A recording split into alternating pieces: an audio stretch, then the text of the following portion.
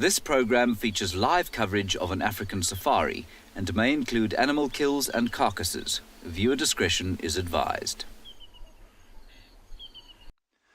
A warm welcome to a very beautiful morning here at andBeyond in Ngala. As you can see now, there's quite a few of these dead, or not dead trees, but these marula trees that have all lost their leaves. And just look at the sunrise behind it. The array of colors, it's so beautiful. Like, it starts off as this darker color and then it goes into a bit of an orange and then like this lighter yellow as it fades off into a bit of white. It is so beautiful. You can even hear some of the hornbills calling in the distance. You might even hear some of the francolins as well, as they are all waking up early this morning. So I'm Nikki here at andBeyond in Ngala, and with me on the camera is Owen. So what we're going to hopefully do, let's just have another look at this beautiful sunrise. I'd love to share the plan for this morning. So because it's early part of the morning, we might still be looking out for hopefully some of the predators, like could be a chance of leopard, there's a chance of lions, like some of the smaller animals like caracal, civet. If we do see a civet or a caracal, I'll be very, very happy. There's also a chance, but in the meantime, we just want to welcome everyone aboard to this virtual live safari here in the African bush.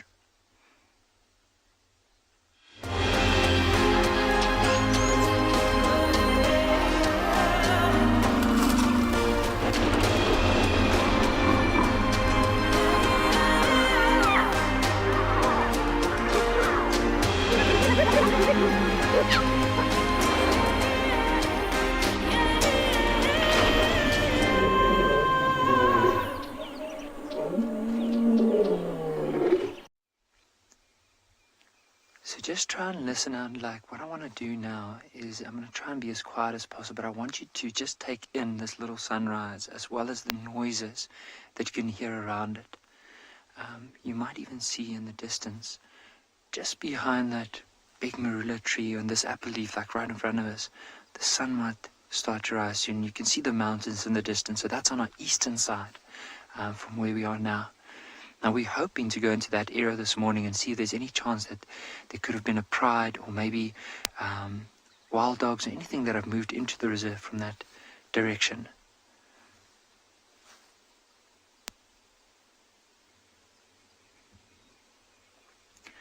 But I think for now, I'm just going to sit here and listen out to hear if there's any call or any sounds this morning.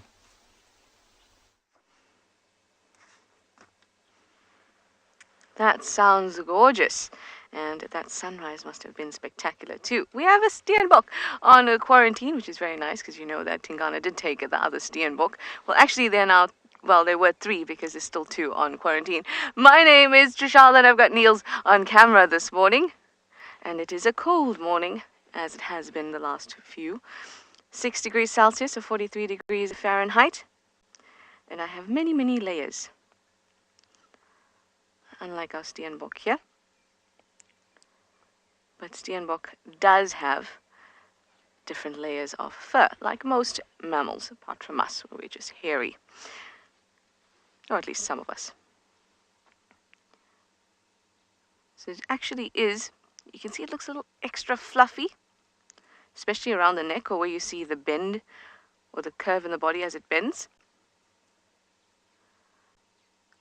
There we go. It almost looks as if it's been ruffled up, and that's because it's been piloerecting, i.e. been lifting up its fur so it can trap some extra air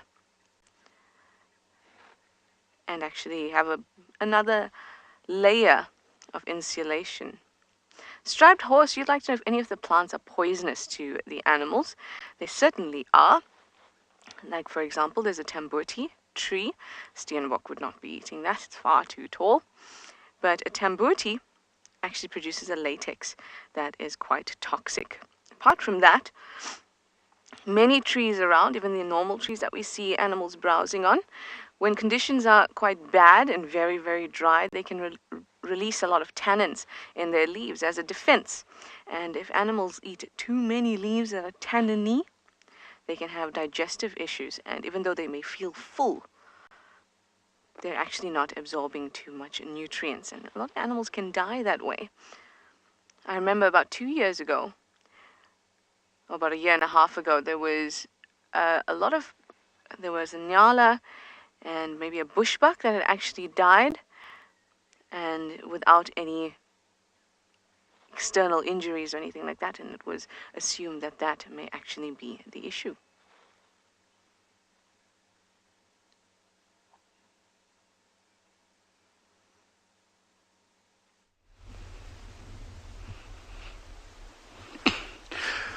Good morning, everyone.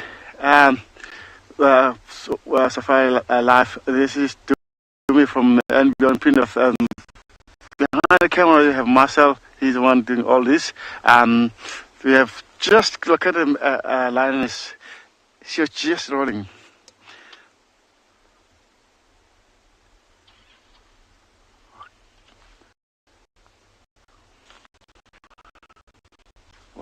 Wow. We're trying to get a better view from there. We'll move slightly forward and see if we can get a better. She's just lie down now. She's a beautiful lioness. She's just calling. I think she's trying to communicate with the other, the rest of the pride. She's one of the lioness with the small calves, I reckon. The pride.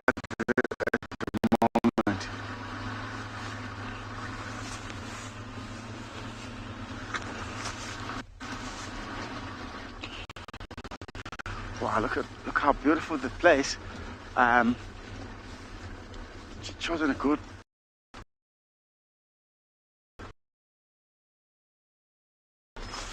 Yes.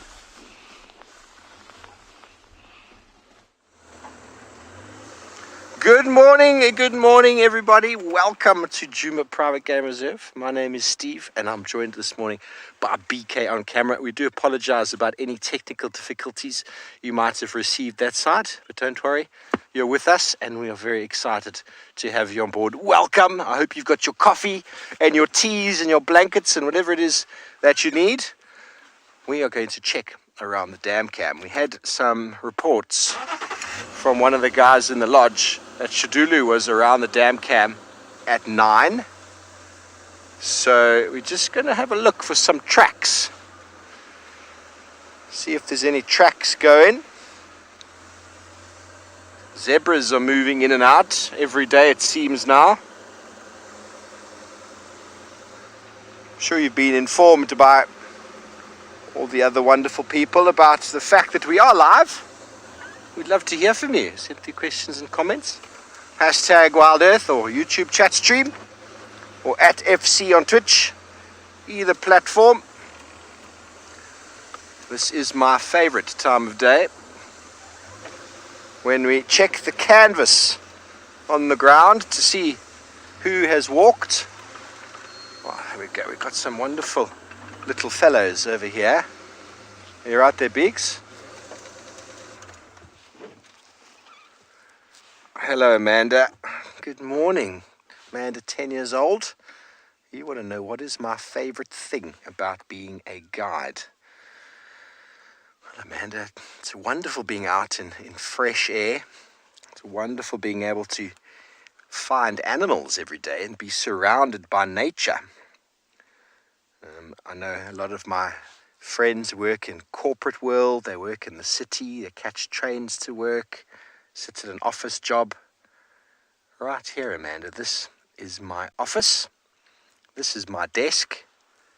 And this job in particular, I can talk about whatever I want to. So I could talk about Impala all morning, or I could talk about the vegetation Impala are feeding on. So a guide, you get to spend time in nature. You get to surround yourself and immerse yourself in all of this. And I've seen some pretty cool things along the way, I'm not going to lie. I mean, yesterday I saw honey badger twice, the day before honey badger as well. So those are my favorite animals. And then last night I got to spend 2 hours with little leopard cubs. I mean, that's pretty cool, isn't it? So the list goes on and on. Oh, that Impala's got something stuck on its foot. What's going on, fella? That happens to me sometimes, where I get my leg caught in a little buffalo thorn bush.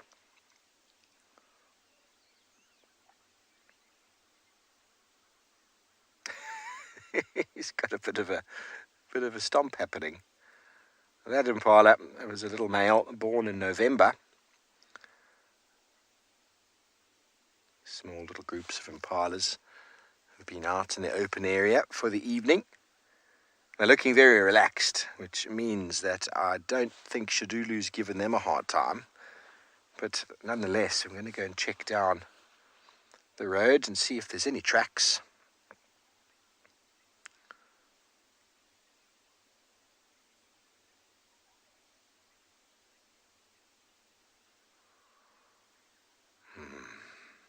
Beautiful, fresh morning air. Shall we continue, Beaks? There we go. BK is on it. He wants to show you something that's happening. And I'm going to allow you all to just take a moment, take a deep breath, and just breathe.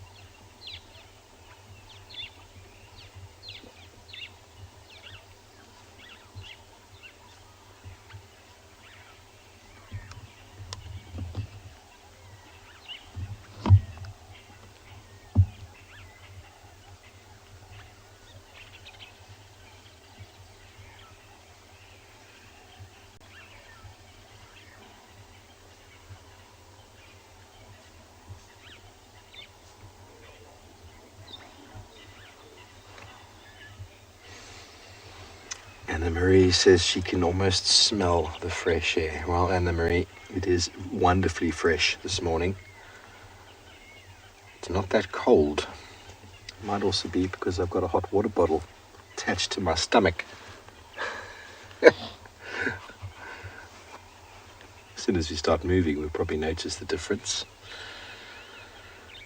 Good morning, everybody, again. This is one of my favorite things about being a guide. Go back to that discussion. Watching the sunrise and the sunset every day. And the silent moments around them.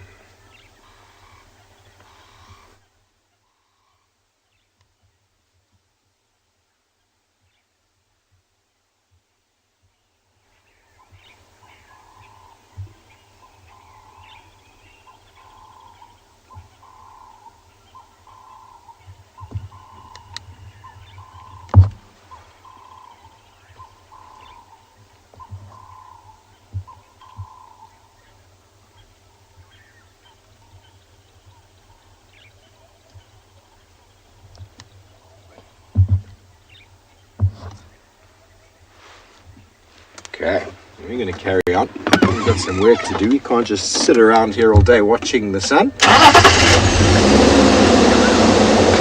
going to carry on.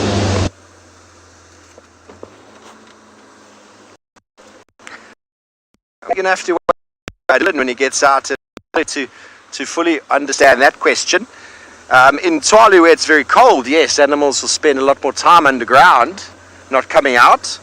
But it doesn't get that cold here. Most of our animals are out and about at night, and actually go into burrows as it starts getting light. But then animals such as warthog and mongooses, and probably a lot of the birds, well, the birds don't really have anywhere to go. They're just perched in the trees. But you could already probably hear by the ambient there that there's a lot of birds calling. The warthogs sometimes take a bit of time, but most of the other animals are out and about. They don't really have anywhere to go. Where you see them is where they probably were sleeping or where they stood up. And the hyena cubs take a bit of time in the morning because they are hiding inside the burrows. But everyone else is out and about and ready for the morning.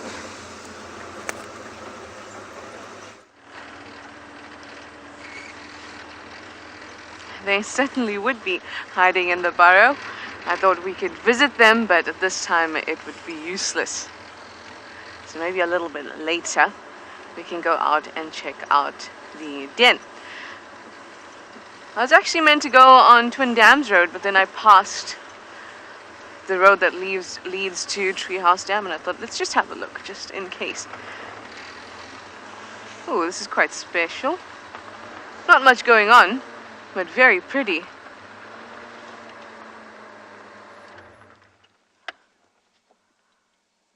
Ooh.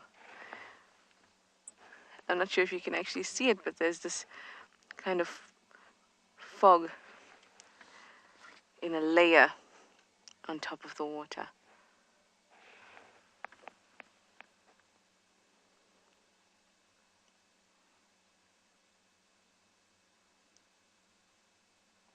Gorgeous.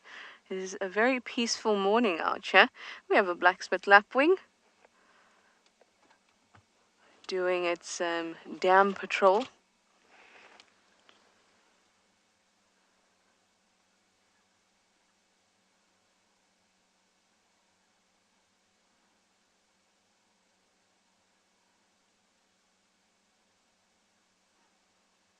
What can I find? What can I find for breakfast? Any tiny invertebrates there? Ooh. When I stepped in that water, it reminded me of Dylan stepping in the water. Oh, off it goes.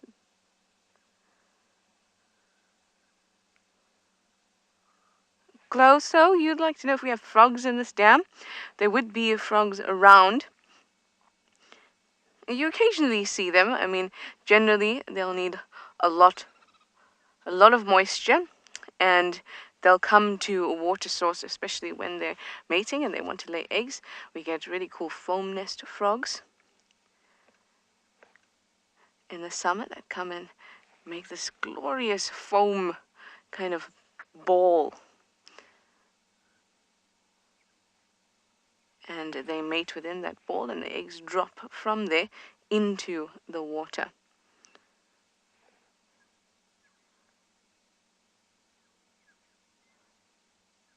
We get some terrapins in here. We've had a hippo in here. Waterbirds, and obviously we get the large mammals also coming to have a drink. We've had Tandy drinking here a couple of weeks back. Elephants as well.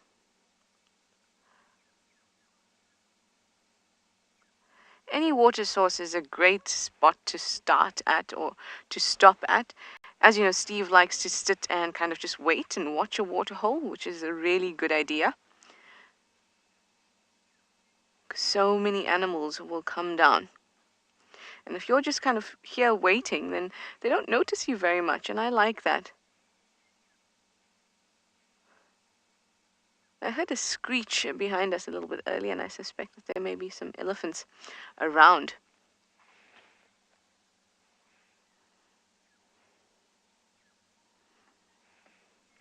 River, that's a really excellent question. You'd like to know if the bird's legs are so long because it is a water bird. It is one of the adaptations to living near and in water, because that means that your feathers are not getting all wet constantly, and you have the advantage of height. But that's not to say that other birds' legs are not long. For example, an owl's legs are quite long, but you don't get to see them because they're covered by the body and the feathers a lot of the time. So it's almost as if these legs are longer and more exposed. And that means that they can wade through water quite easily. It also means that they can move. So as they walk along the water's edge, they can move the water about and disturb the sand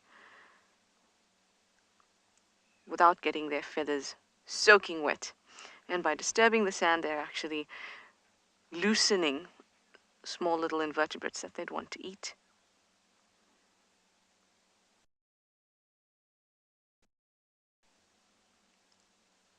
Those legs would be scaly,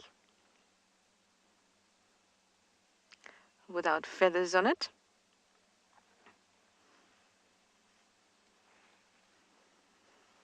Oh, Sophie, that is a really, really good question. You'd like to know if there's a reason that birds' beaks have different colors. I don't know. I mean, there should be a reason, but I don't know what the reason is.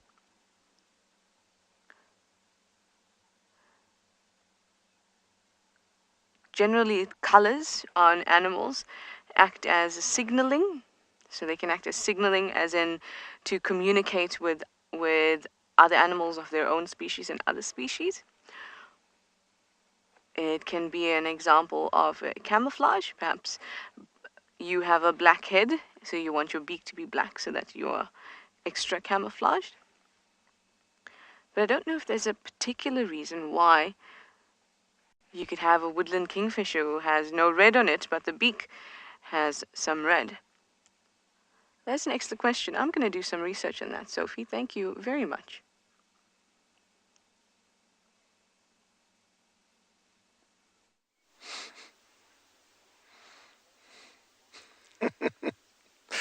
You do your research, Trish. No red feathers in woodland kingfisher. The only birds I know of that have got really red feathers are the turacos. And that is actually a pigment that they generate from their diet. So, we've got other birds that have no red feathers either. These guinea fowl are enjoying a little morning sunrise at the watering hole. I'm looking a little bit sleepy. I think they've had an early morning drink and they've come down to a bit of grooming, preening. They're just sitting here, Fuetela, watering hole. No sign of Shadulu's tracks at the moment. Hyenas up and down, always up and down. Excuse me.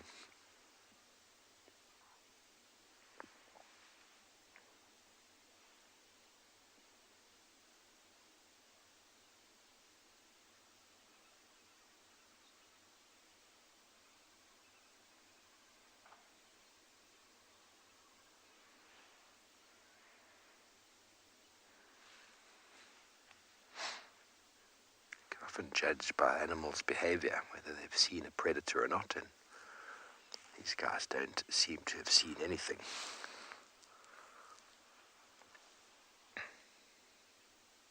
Very relaxed.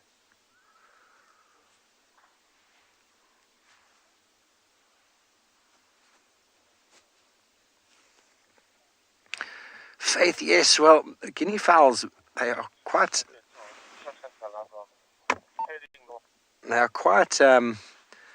prolific breeders. You know, you get a pair that will pair off, and then suddenly 15, 18 new chicks join, maybe less, 12. Suddenly the flock goes from 2 to an entire herd of them, or flock.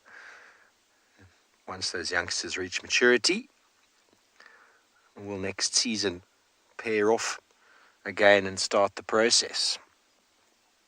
So hanging out in numbers is actually beneficial to them for their survival.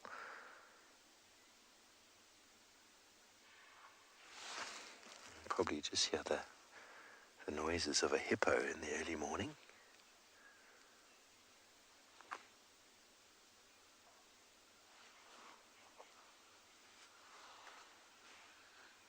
There's a grebe at the back, pumping away his legs.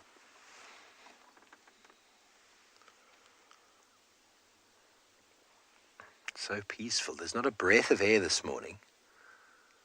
It's wonderful, wonderful start to the day.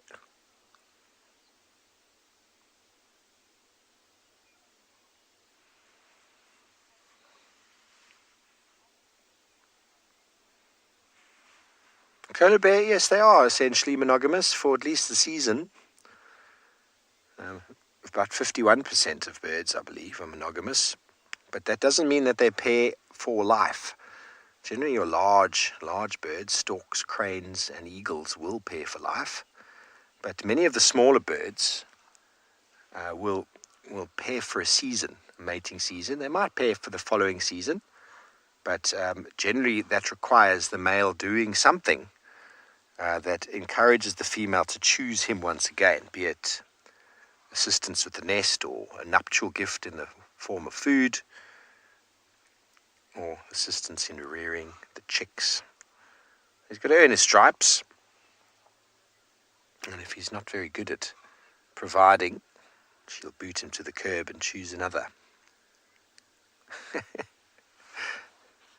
But guinea fowl are what we call precocial, so their eggs hatch and the youngsters follow the adults around very quickly, so there's not an enormous amount of parental care required, but 2 adults looking around are far better than just 1.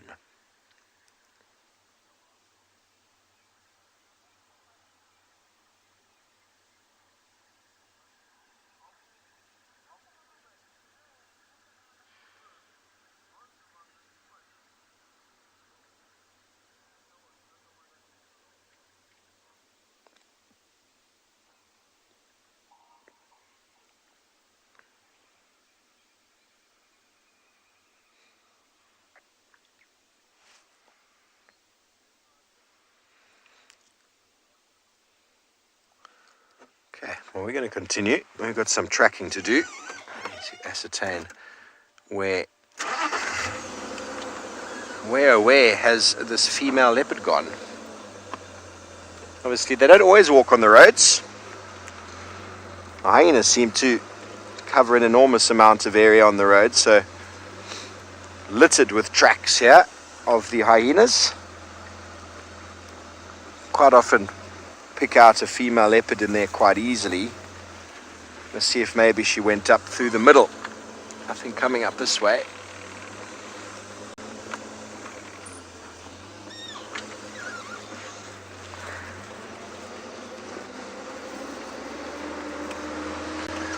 So we're going to take a right now, head back up to quarantine, see if we can find any trace of what we think is Shidulu.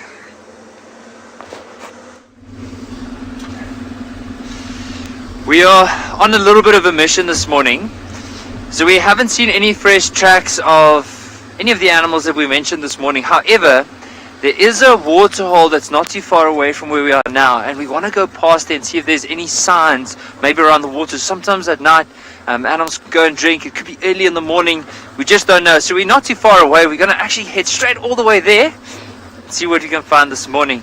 Now, apparently there were some reports of a hyena going or calling quite a bit during the evening near one of the camps. So Barney and Richard and Ernie are heading straight in that direction to go and see if there might be anything this morning. So let's keep our fingers crossed. We don't know yet.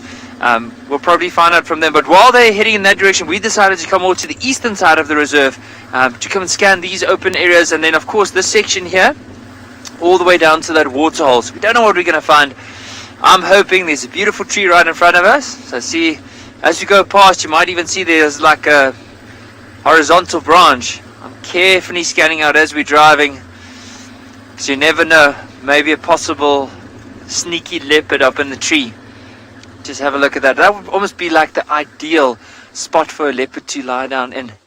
Now that tree is referred to as a jackalberry tree. Can't really see any of the fruits yet, but where the name comes from is it has these little green fruits, and often when it's like ripe and it falls to the ground, and the jackals will go and they'll pick them up and actually eat them, and hence where the tree got its name from. But a beautiful tree, like quite rough bark. Look at the leaves, very wavy leaves, a bit dark at the top, lights at the bottom.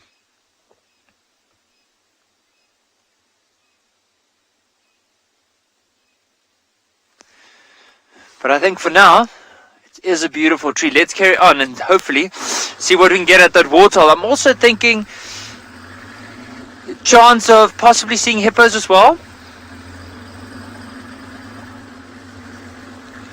Dig with me, my absolute favorite animal has to be a zebra. I don't know, like since I was a young boy, it's just always been my absolute favorite.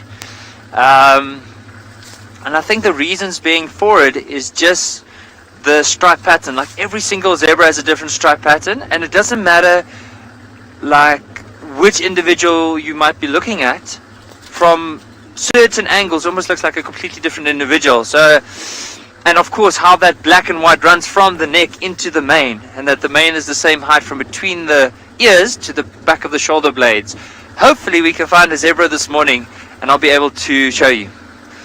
Now we are, so just to give you an idea, so there are three major vegetation zones within this beautiful area. There might be a lot more smaller ones, but the major ones are within this. So this whole area is referred to as savanna, so the savanna biome, but within it you get different plant communities. And it's really nice to know the different plant communities as well as the soil. Oh, there's actually some waterbuck right in front of us. There's a little one. Oh, you know what? Let's move forward a bit. We might get them in this gap. I'm going to try. It is hard to see them because of the area that they're in, but hopefully if I stop here, we'll be able to hold on. There's a gap coming up here, I'm sure. I think it's early in the morning. They don't want to be seen on the camera. There we go. Like right here. The view might not be the greatest, but you will see how well they do blend into this type of environment. So I think from there a little bit more. Yeah, there we go. You can just see that white ring around the bum. Now, where the name Waterbuck comes from is these antelope do enjoy areas near the water, and of course they are always seen or mostly seen around the water, hence the name the Waterbuck. There might be another glimpse of them if they do carry on moving or the way they are moving, and now we might try and get another glimpse in the front here. But for now, I think it's hard to see them. It's a hard view. So we'll try again. If we can get another glimpse, we'll definitely try give it another go. But what I want to say is, so maybe there's with the different vegetation types, and even knowing the soil, is like, here we go. We're going to actually get a glimpse there.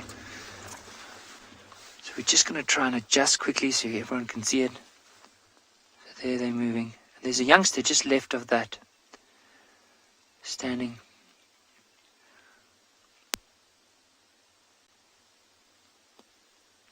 But if you look at them, look at how fluffy they are in comparison to most of the antelope we do see, like for example the Impala.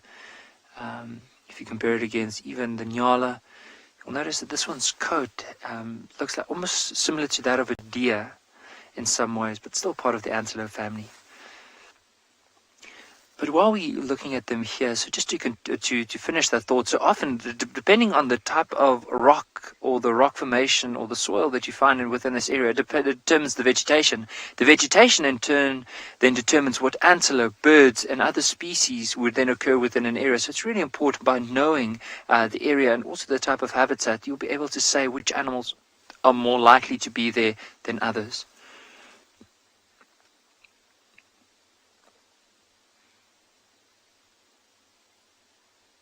So one thing that really stands out with the waterbuck for me is often the nose. Now if you look at the nose, you'll notice there's a white ring around that black part of the nose. Now if we can get another glimpse of it, I really would like to show you, but it often resembles the shape of a heart if you look at it from the front. So let's see if we can get another glimpse. I think there's one there. It'll be hard to see, but let's see if we can see that heart on the front of the nose.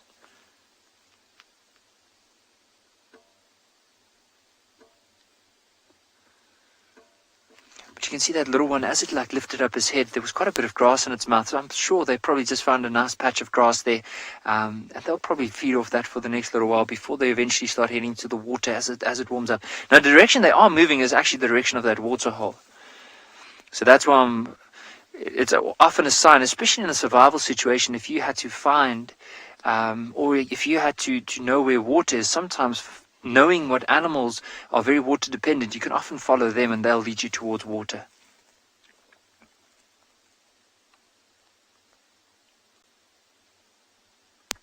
But I think for now, with these Waterbuck, they are moving off in that direction. So I think let us head down in this direction, and I would love to see if there's anything near that waterhole.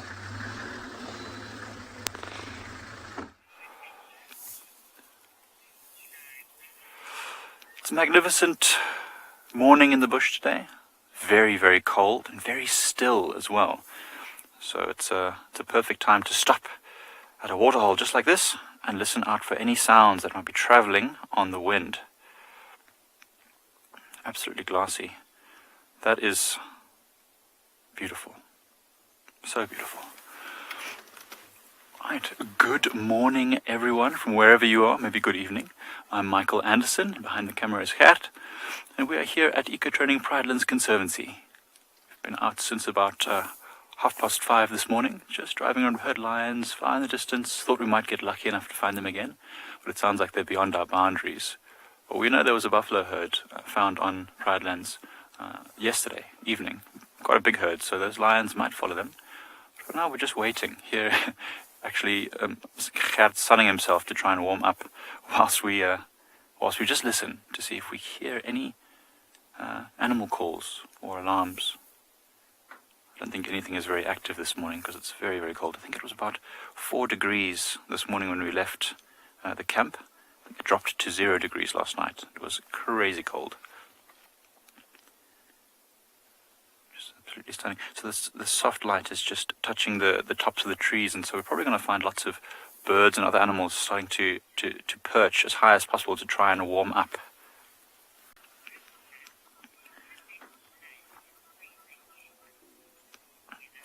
Goodness gracious me. There's a question about what prevents blood, I think it was, from freezing in this cold weather. That is a great question. And what prevents it? I mean, is it that it's inside of our bodies? So most animals are actually endothermic, which just means they create their own heat by metabolizing the food, by breaking down the food they've eaten. And, our bodies, mammals' bodies, generally stay at a temperature of about 37 degrees optimally. And so that's much too warm for it to freeze. But, that's what frostbite is. If you go somewhere very, very cold, like the Arctic or on top of some mountain ranges where there's these cold icy winds, and you leave any part of your body exposed, your blood can freeze and your skin cells and everything freezes, and you get what's called frostbite, where your extremities, your fingertips and things turn black because all the blood is frozen and it doesn't want to circulate. But it's not that cold here, luckily. It's very uncomfortably cold for most animals during the night. And then other animals that are not endothermic, that don't create their own body heat, they will actually just go and curl up somewhere underground or in a burrow or in a thick clump of bush and just stay very still. Oh, did you see that? That was a spur fowl that almost tried to do a water wrong. Spur fowls are not water birds, so that was very interesting. I'm sure it's probably feeling very silly right now. It's got wet feet. I can't imagine anything worse than having wet feet in this cold morning. Yeah, so snakes and reptiles and other things, their blood would freeze if they were out in the open. But they just hide and they don't move until it's warm enough. And then they slowly crawl out onto hot, sunny places, like rocks. And then they warm themselves up until they get to the right temperature. So luckily, our blood's not going to freeze.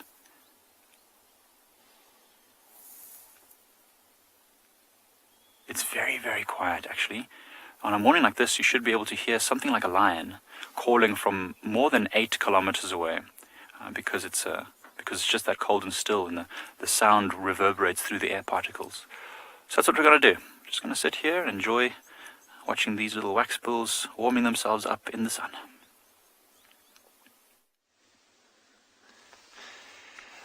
Do you think we feel like these vervet monkeys this morning? You see how they've moved up into the tree and now just getting a little bit of sunlight. You can see these two are grooming each other. That one is like enjoying it so much, getting a bit of a back scratch maybe under the elbow. Just trying to see if there's any possibly lice or anything to go.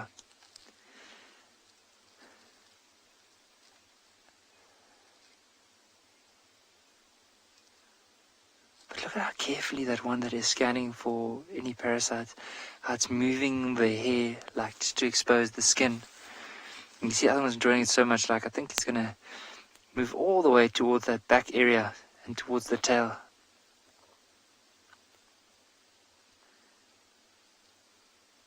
But I'm due watching vervet monkeys. Vervet monkeys and baboons are probably the best to watch because they're always, especially the youngsters, as soon as they start moving, it always looks like they're always up to a bit of mischief. Now there's a few in this tree, like from the two that we're seeing there. There's one up there, and I think another one just right, and all the way up to the top of the tree. You'll see the very top, there's one right there. Imagine the vantage point they would have from there. Oh, little scratch.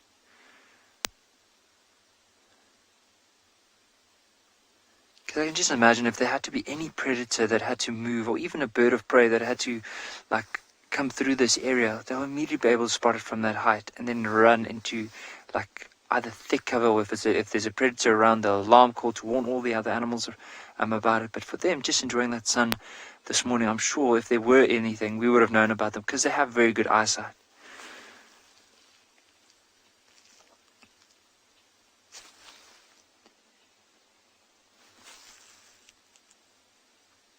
You can see these with that massive tree, a lot of green, and then these little white spots in between.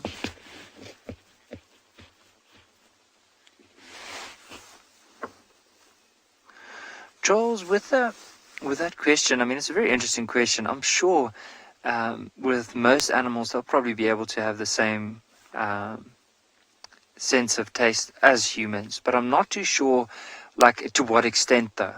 Like, I'll try and read up a little bit more about it. And hopefully with this afternoon's drive we'll be able to share more about it, but I'm not too sure.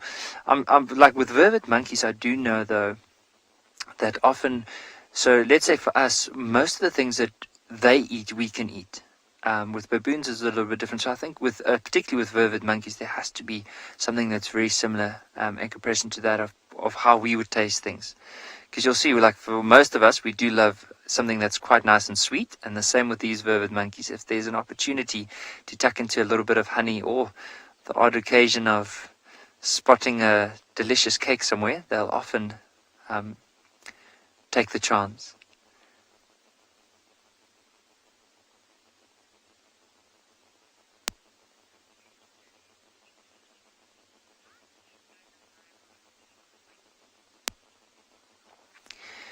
Icky, I'm not too, like with the vervet monkeys, like often what you can see is if there's a dominant male within that little group, that he's often a lot bigger, and then often if you then look at more the private sections, you'll see that the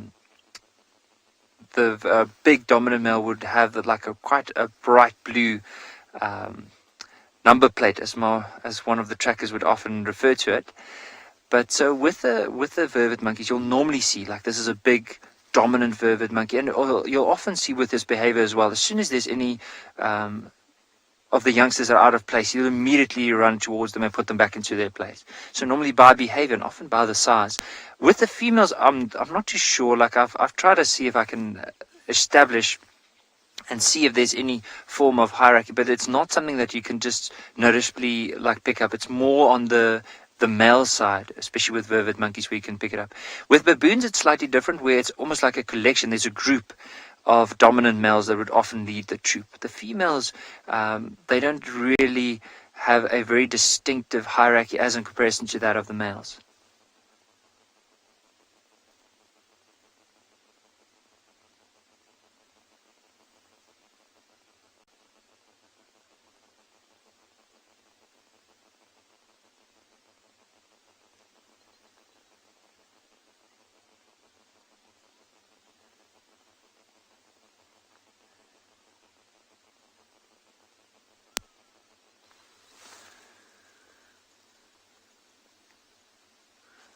So it looks like the vervet monkey's just put something in its mouth. And that tree that it's on is, well, it's actually that jackalberry tree. And I wonder if there's maybe some fruits.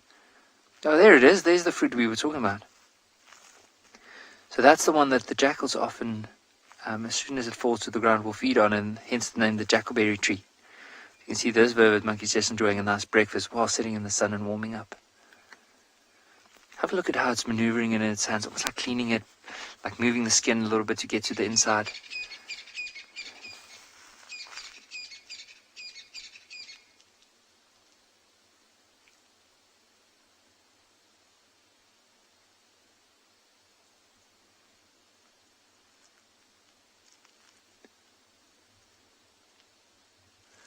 But in comparison to most of the trees around, you'll notice this one is a considerable amount bigger than all the others. And so that's probably also one of the reasons the vervet monkeys decided to move up into this tree.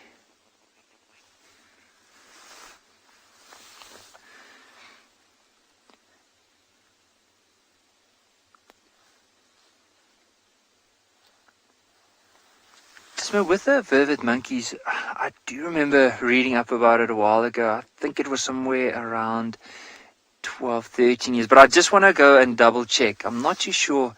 I remember reading it a while ago, but I'll have to just go and double check and see how old they do get, especially here in the wild.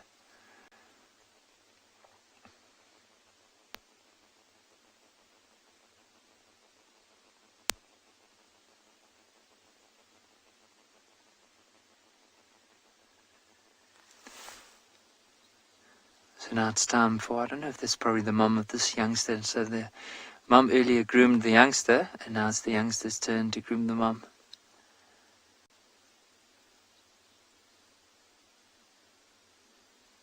And often with the vervet monkeys, you can see that as soon as there's a youngster around, that they will always be quite close to the mum, especially until they get to around about 2 years, maybe a little bit more. They're always around the mum, and after that they'll start. It depends. If it's a male, they might still be within this little family group, but eventually from there on, as they become more dominant, they'll probably move off and find some, like another group, and hopefully become the more dominant male there. But for now, I think for now he's not too worried about any dominance, just worrying about finding breakfast.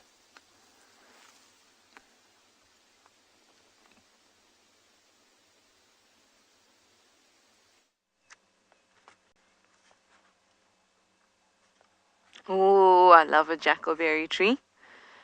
I really, really do. One of my favorite trees. In fact, you know how hard that is for me to do. First favorite has to be the Balanites, torchwood. In fact, that defeats the purpose of the word favorite. One of my favorites, that's better. And the other is the jackalberry.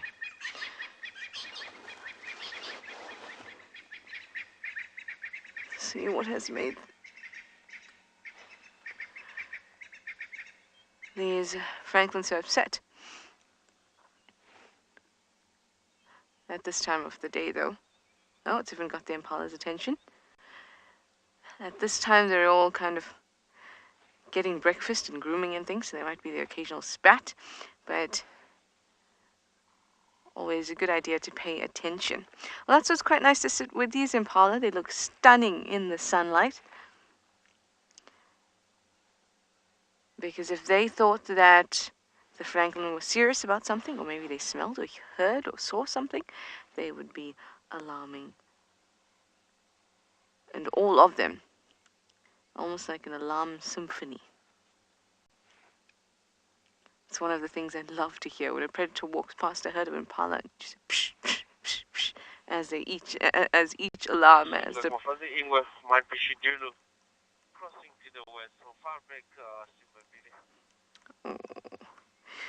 So Shiduda was found, or seen on the dam cam last night. Steve was following up. It seems that her tracks have crossed west, but he will give you a better update on that. And perhaps now that we can go into Simbambili, we may be lucky.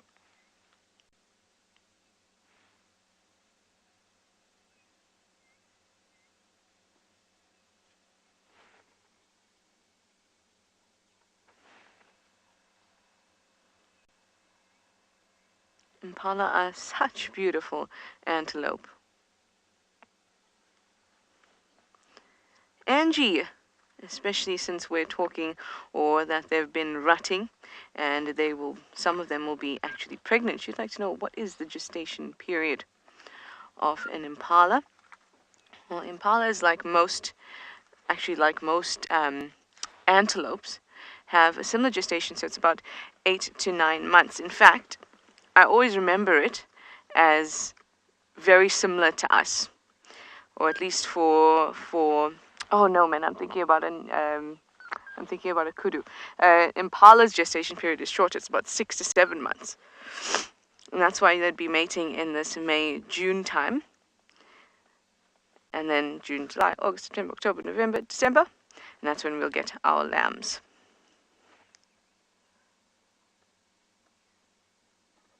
So you're looking at 6 to 7 months.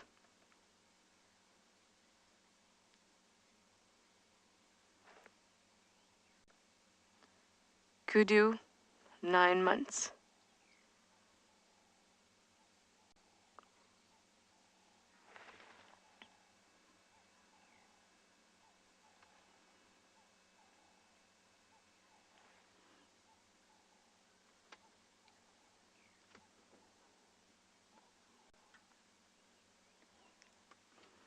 Ooh, wow, what a long question. Okay. Cody, you would like to know if animals continue to ruminate and feed in order to keep themselves warm. So you were chatting earlier about blood and blood freezing, or rather not freezing, and how that has to do with the metabolism, and then obviously how this links up with digestion and digestive systems. They'll keep on eating, not as a way to keep the digestive system going, but eating is the fuel. So without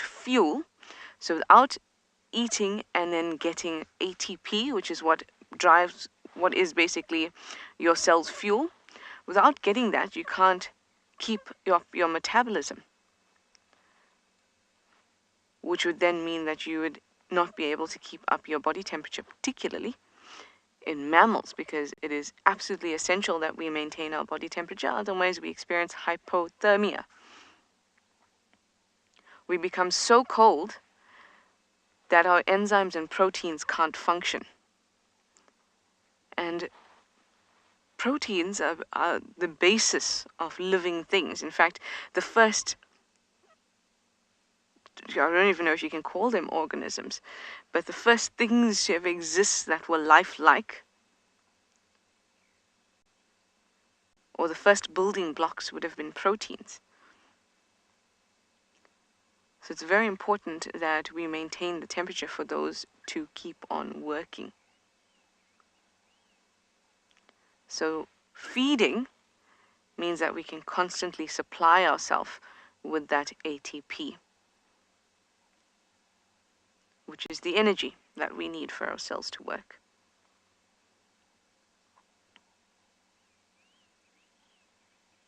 ATP synthesis in the body has to be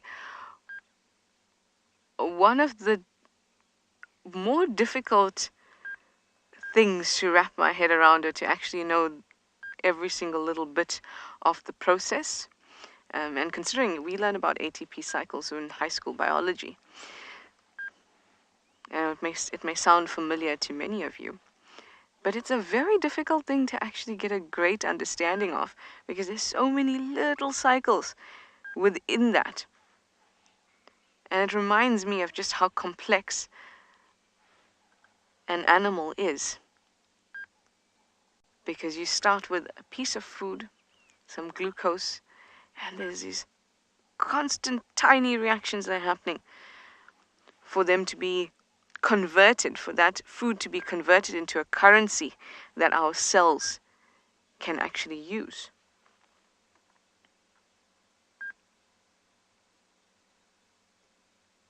Very, very interesting. It just makes me appreciate the animals even more to know how complex they are.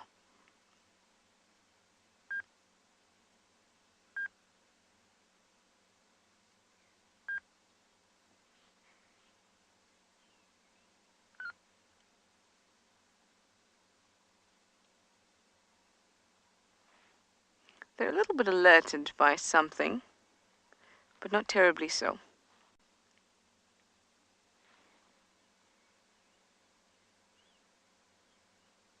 See, the one male still got a head down, feeding.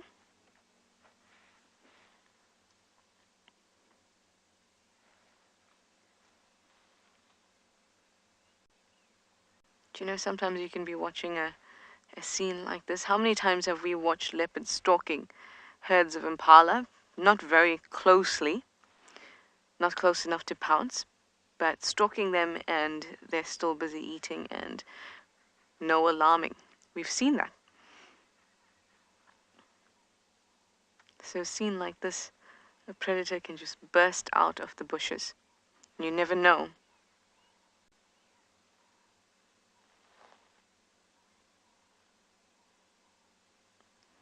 Stasia, you'd like to know if males and females groom each other separately. They kind of groom in a reciprocal manner, so they allo-groom. I groom you, you groom me. And they don't usually separate by sex. But generally, once the rutting season is over, they're back in these mixed herds. So that's when you have maybe a male will groom a female, maybe a female groom the male. But within the rutting season, you have these bachelor herds, or you have territorial males, and then the smaller males that are not able to mate, they form these bachelor herds, and then the females form these breeding herds of themselves and their youngsters. Now, impalas are particularly mixed. Their herds are quite mixed, except for that rutting period. So perhaps the bonds that they create during the time when there's rutting, so they're more used to being around their female counterparts, and they're more used to being around their youngsters, that they can appear to groom mostly amongst their own sexes. But it's not a rule. I know exactly what you mean, though, because I usually will see females grooming other females and males grooming other males. But most of the time I actually find the allo grooming more with females. This is just my own observation. But there isn't really a rule, or nor should there be any reason that they stick to that. Like I said, it might just be a result of the changes in the herd as the year goes along. I'm quite close to Chitwa, and I thought, let me go check it out and see if maybe Sabi's cubs are still around.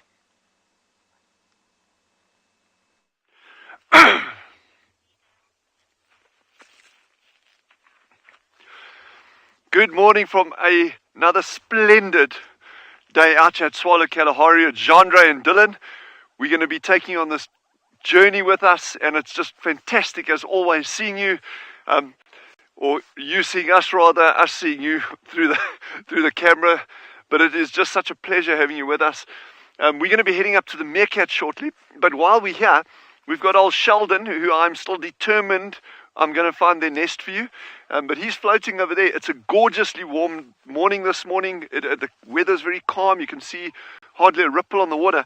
But while we've got him there, remember I jumped in here the other day just to see, well, what is it that they're feeling and experiencing? And that water was very cold.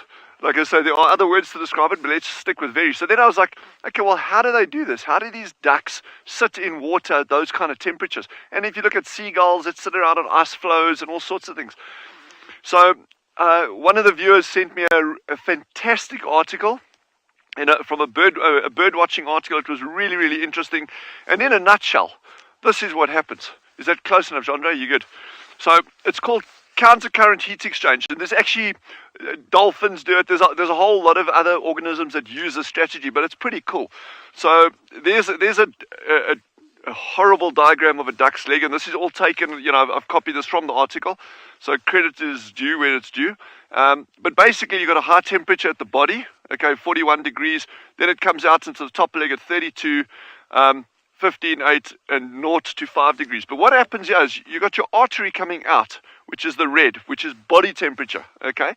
Then it comes down towards the feet, and you've got this shunt. So most of the warm blood actually doesn't get right into the webbing itself. There is some that goes through, but most of it actually doesn't. It goes straight back into the vein that runs directly alongside this artery. So you get this warm blood coming out, and as this cold blood from the feet goes up, it actually slowly starts warming up already on its way up, because it's sitting right against this artery. And by the time it actually gets back to the body, it's only 2 or 3 degrees at 32 degrees centigrade. It's only a few degrees lower than the actual body temperature of the bird. So that is insanely cool. And now I've got a really good understanding. Now I don't feel so bad for old Sheldon sitting there. He can swim around in cold water, unlike us. So I need to find a way of replicating this next time I go swimming in water like this. So that's called countercurrent heat exchange. Anyway, that's just a basic thing. But yeah, so, and the other thing is I also really appreciate, when we're out on drives, sometimes we don't have good signal. We can't just check things up on the spur of the moment. And, we're not walking encyclopedias. So it's always fun, and I really appreciate it. When people send me stuff through, it's just nice to see that you actually are interested and you're engaged in what we're talking about out here. So, but what a morning. This is the warmest morning it's been literally for weeks. It's probably now, we're probably sitting on 8-9 degrees or something, but it's going to be a nice warm day today. It'll pick up quickly. So let's head on to these meerkats and see if we can get those pups again.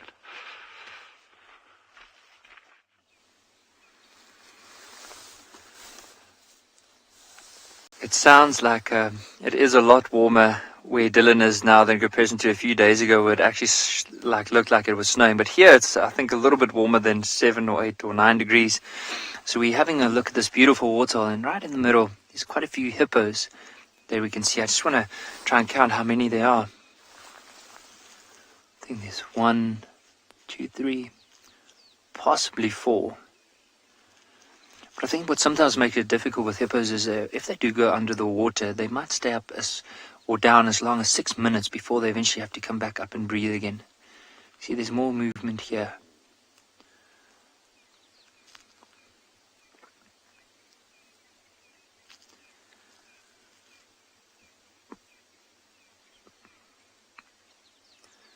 Now with hippos in general, and whenever it starts getting light again, they start moving to the waters in the evening. Before I carry on my thought, I just want to point out there's actually 2 hyenas on the opposite side of this waterhole moving. So, and if we move, you see there's a dead stump right over my head on the side of the waterhole. So just if we move to there, I think we'll be able to catch these hyena. Okay, so from there on, if you zoom into the gap just at the back of this, you'll see it looks like a brown termite mound or something right there. So if you keep it there, I think the hyena will move into the screen shortly. So just keep it there. So it's moving from the right to the left. So let's see if the viewers can see this. So pretty soon this hyena is going to move in. There we go.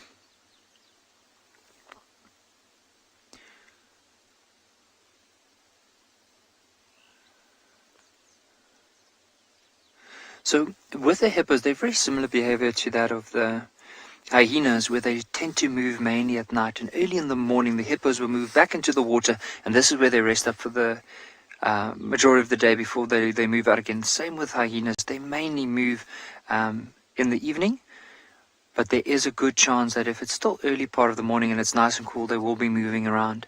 So there's actually been a few. There's been 3-4 hyenas that have been moving past this waterhole over the last 5 to 10 minutes.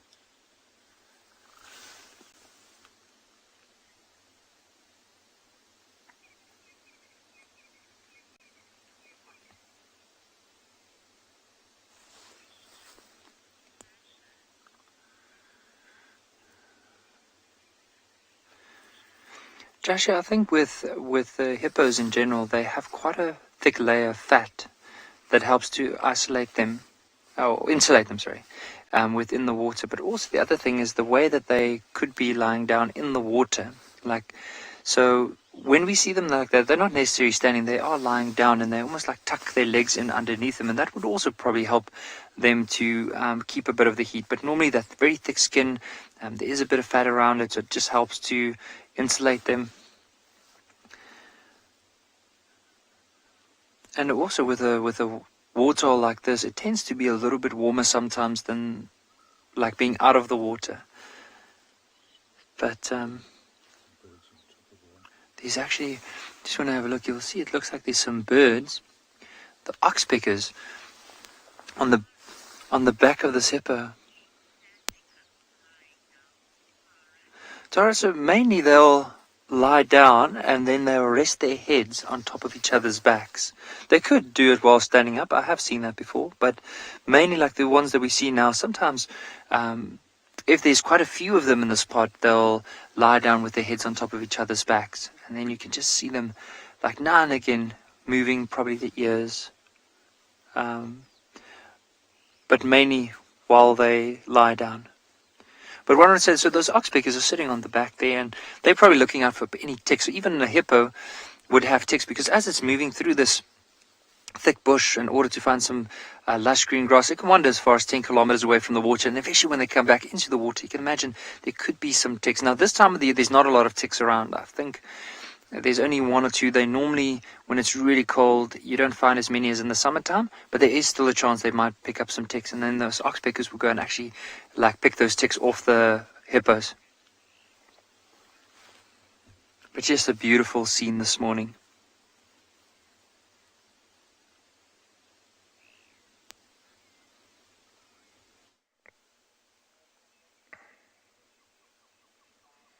Welcome back, everybody, and well, we are on Djuma, and we found some monkeys up in the tree.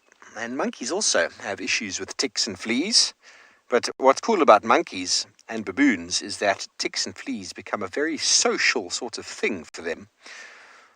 You can kind of think about it as being gangsters or a prison gang, whereby lower ranking individuals will do favors for higher ranking individuals with regards to grooming, in order for them to look after them when times are tough or when someone else is being a bit rough with them. So there's huge amounts of social order and dynamics within the monkey society. And these guys are waking up to the morning and enjoying a little bit of a sunrise. You can almost imagine them sitting there with a cup of coffee,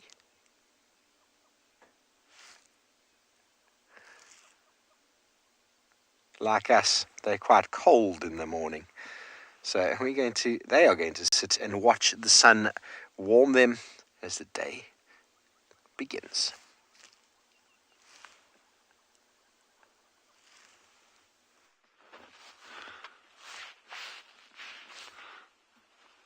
Yeah, we just had a pale chanting goshawk perched close to the car. He's just flown away, but I'm really excited because they're actually starting to go into the nesting season, into the breeding season. So I can't try find too many things on nests, but we can try find too many things on nests, and it's never too many things. And he's disappeared way off into the distance over there. He's disappeared. Sorry about the radio there, my bad. Yeah, he's disappeared way into the distance there, but they're going to be starting to breed now, and this pair's been hanging around a lot in this area. I'm just hoping. Remember, we've got Meerkat pups out, we've got old Sheldon and Shelby, the shell ducks. They're going to have their little ducklings out in the next couple of weeks as well. So, and these goshawks are going to have chicks to feed. So we just anyway, I'm not trying to we'll play it down. Let's hope. I think the meerkats and the ducks and the goshawks, everyone will live happily ever after, and they'll all get on, and that's how the fairy tale ends. But let's go see if we can find these meerkat pups for you. That was an amazing sighting we had yesterday. I think it's going to be as good, if not even better, this morning. So let's amble on. It's a beautiful morning out here, yes.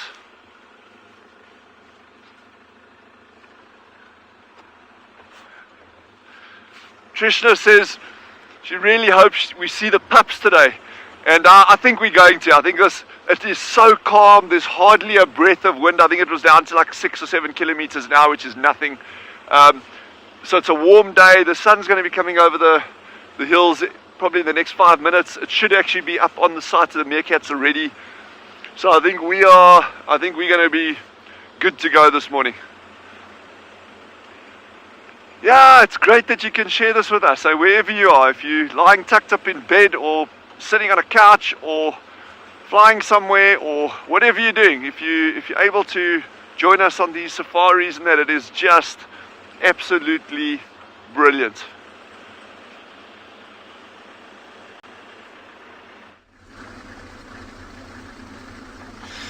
So we just had a visual of, or we just saw two hyenas, and they were running up in this direction. The one started calling, so what we're going to try and do is just loop around. Oh, there's actually, just going to stop like this. Might be hard to see, but if I stop here, there might be a glimpse. I'm going to try and move my head out of the way, but there's a hyena just down here on the side of the waterhole trying to, or going for a drink.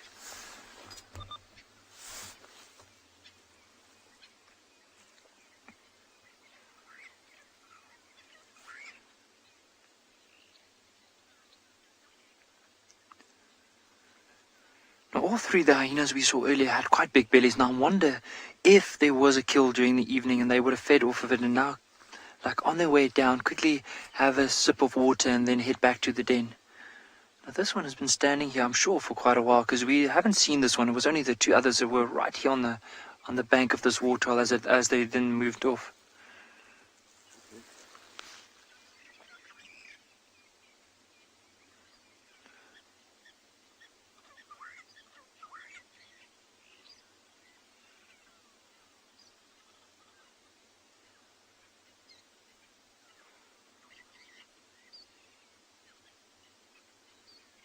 See, it's trying to listen out for something. And I wonder if it's not just being careful. I mean, often with the waterhole, there's a chance it could be crocodiles. So maybe just carefully scanning, making sure there's nothing before it goes down for a drink. The other thing as well, the other day, the Pride was here, so the big Birmingham Pride, and they killed 2 hyenas that morning. So I think this hyena is also probably very careful, because often in the winter time, lions tend to gather around the waterholes because they know animals need to come down to drink. So this hyena is just probably scanning.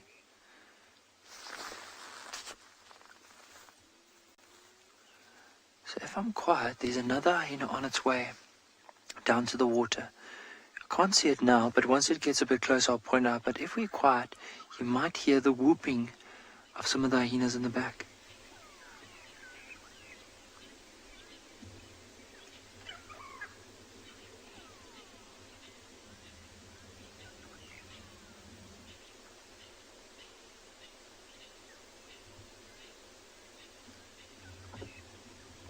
We can't see this one at the moment, but there's a good chance it might just venture off. I could see 2 others moving in the tree line just behind or where we saw the other ones moving earlier. But for now, I'm just going to stay here and see if there's a chance that we can find the others coming this way, or maybe follow this one to see where they're off to. WildEarth relies on support from viewers like you to carry on broadcasting our daily live shows. A small donation goes a long way in helping us on our mission to connect the world with nature. Please visit our support page to see how you can help and become part of the WildEarth family. That would be amazing, hearing hyenas whooping. One of my favorite sounds out here. Another one of my favorites is the call of this gorgeous African fish eagle at Chitwa. I think it's recently had a kill. Can you see that there's a little feather on its talons? There, you have a good look at its talons. Oh, that dove got its attention. It's giving itself a good clean. Look at the way it uses its beak as a comb to kind of just make sure that all the barbs in the feather are perfectly aligned. Oh, look at the movement of that neck. Glorious. It's giving us quite a show.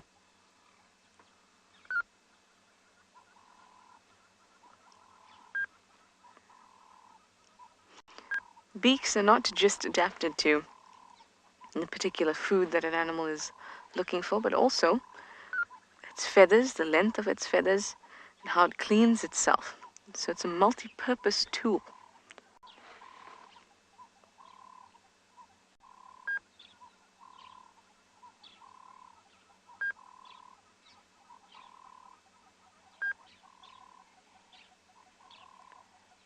The sunlight is just gorgeous, absolutely gorgeous. Megan, you say it's a gorgeous bird, isn't it just? You should hear the call, Megan. In fact, if you have any questions about this bird or anything else going on here at WildEarth on the Drive, please use the hashtag WildEarth in the YouTube chat stream and talk to us. You can hear the hornbills. I always think it sounds like they're saying, what up, what up, what up, what up, what up, what up, what up, what up, what up, what up.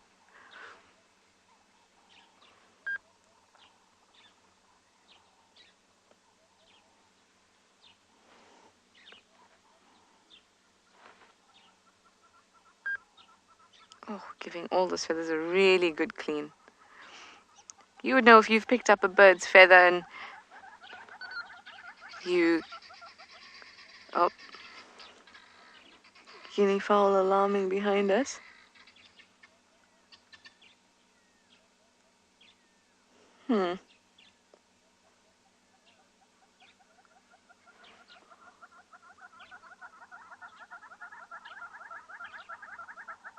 Just listening out there.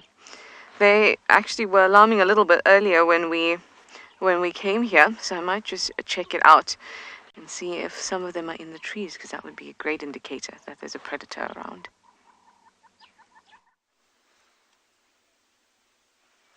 Thanks, Trish. Well, good luck. I hope you managed to catch up with Sabui's little cubs. We've found ourselves in amongst a herd of elephants, and they've just been moving, so obviously they're not in the best position for us right now. So I'm just going to reverse back so we can maybe get a better view. Just bear with us.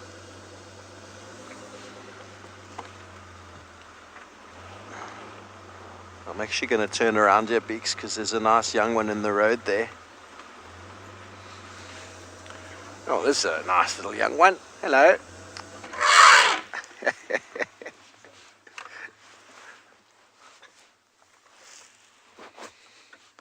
It's a nice little young one. And that's what we call a trumpet, everybody. That is one of the types of elephant communication. It's quite loud, isn't it?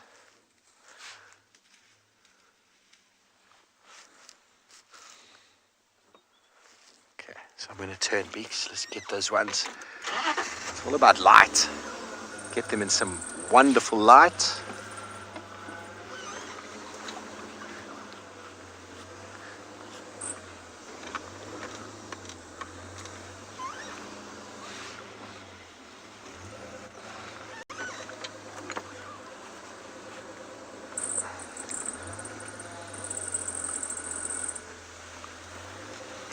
Just going to switch off right about there. And let's just spend some time in the quiet solitude of the herd.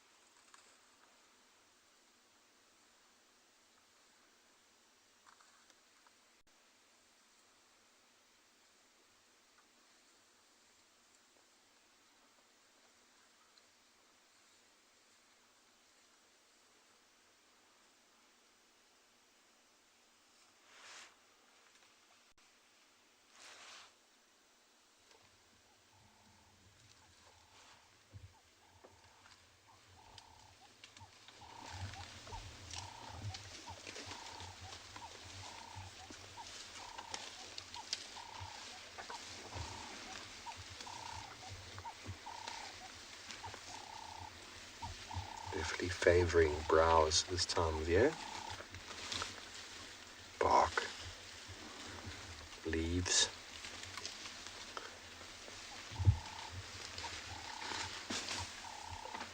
There's still some grazing going on. Some of the trees are quite dense. They'll stick their noses in and grab any tall grass that hasn't been grazed.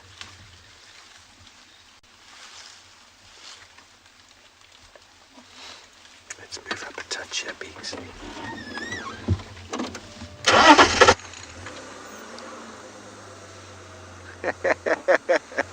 Shenzi, I can't say I've ever heard an elephant sneeze, but I've heard them snoring. So with a big nose like that, the amount of dust that they get in the nose, you would think yes, that they sneeze, but I can't tell you that for certain. Anyway, tell me when, Beaks. Perfect. Hello, Mama. That's okay. It's okay. Sorry about that. She just told us, okay, that's close enough, people. It's not being aggressive, just telling us. Stop right there.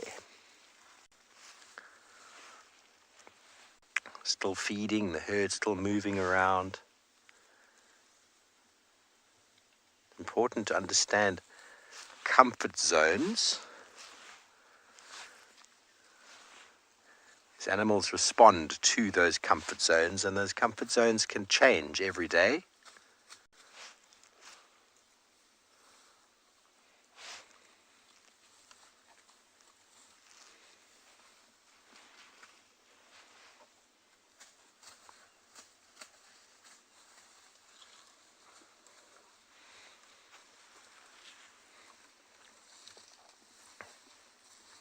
Hello, Ian. Yeah, elephants do have quite unique ears, actually. When we started doing ID kits of elephants years ago for Save the Elephants, we used to basically take a left and a right photograph of the ears, and ears get certain different cuts and different shapes to them. And so each elephant has got slightly different ears, and if you put them into an ID photograph, especially with the front of the face, left ear, right ear, we're able to develop quite an interesting ID kit. It's not very easy for many people, but if you look at those pictures a lot, you can start figuring something out.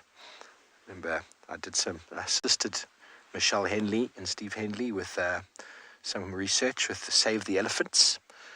They're an organization that was based out at Tsambavati at the time. And so we'd spend hours with a herd of elephant trying to get a photo of each ear and their face, which went into an enormous research data bank.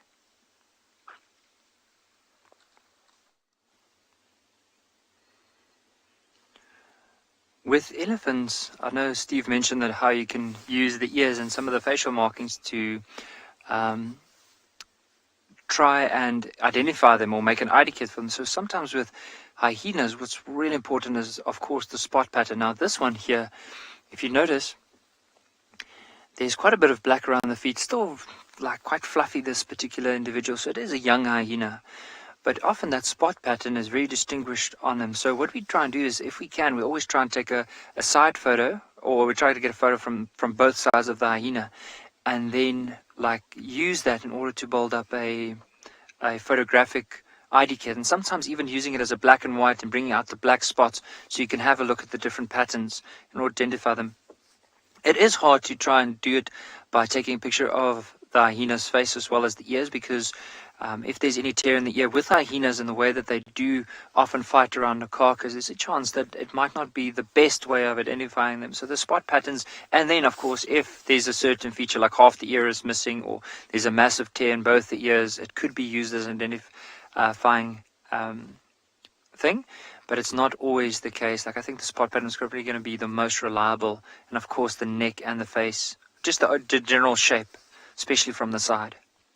Now this one, if you notice, right next to the ears, just behind the mouth, there's quite a bit of, it looks like old stains of blood. Now, early on, there were a lot of hyenas that were moving through, and I wonder if there wasn't a big kill or big feast during the evening. Because this one's constantly looking around. It is one of the youngsters, so, I mean, it could be another clan that's moving into the area, so could be a bit of a territorial dispute. We're not too sure. But what we can see, though, is a big belly, bit of blood around the side of the face. So it's a good chance that these hyenas had a good meal. Came down to the water to have a drink, and now probably from here on we'll start moving on. But you can see this one is still scanning, looking around. And that's the reason why we're still staying here, is because we want to see, okay, why is it doing this? What happened? Is there maybe something else in the area that we don't know about? And hopefully this hyena can show us. There's actually another hyena whooping.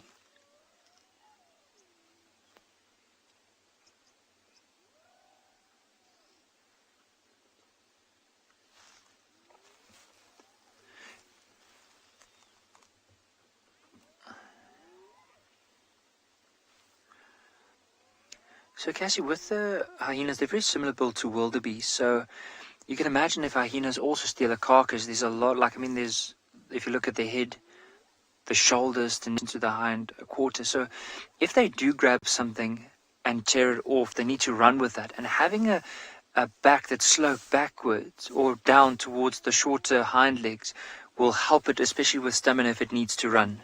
And so be able to run for quite far distances. Like hyenas are, actual fact, very good hunters. In some areas, they actually run their prey down to exhaustion. And it's all like their whole body is designed like that, of course, in order when they do steal anything, to be able to run for quite far distances with that. And even if they don't, if they need to chase down something, they're really well designed. They're not a speed animal, but they do have a lot of endurance.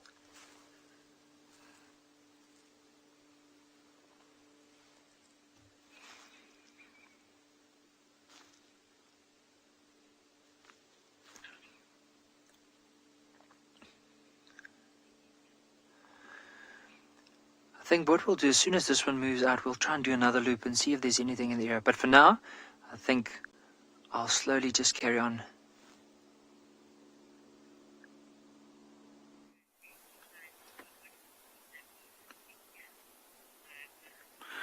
So we've found that this cold morning, many of the animals are not very active. And here's a small group of Vervet monkeys that are not so far from our camp. And they're doing just exactly what we would like to be doing right now. Sitting very nice and still in the sun to warm up. They're actually doing a bit of allo grooming there. I don't know if you can see that the closer one is actually grooming the one that's just in between the two. Actually, the far one looks like it's falling asleep there. So it's too early, haven't had his coffee yet, just wants to rest.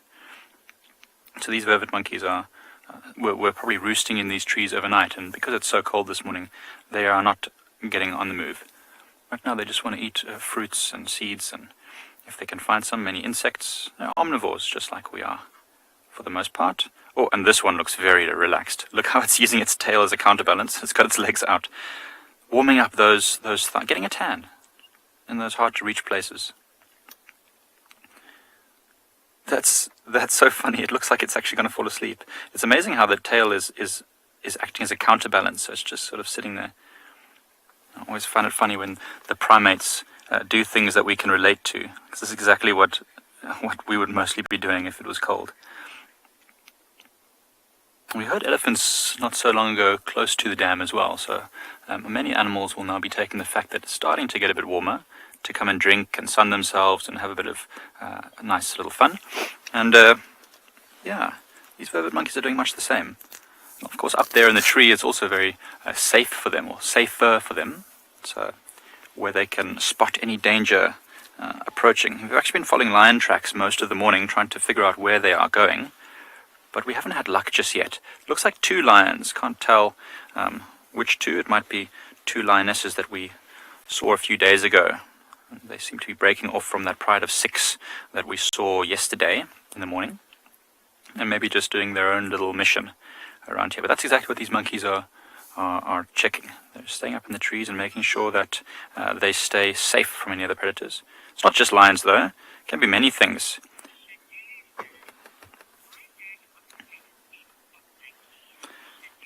Shaduli fan has asked why oxpeckers don't feed on monkeys. That's actually a really good question.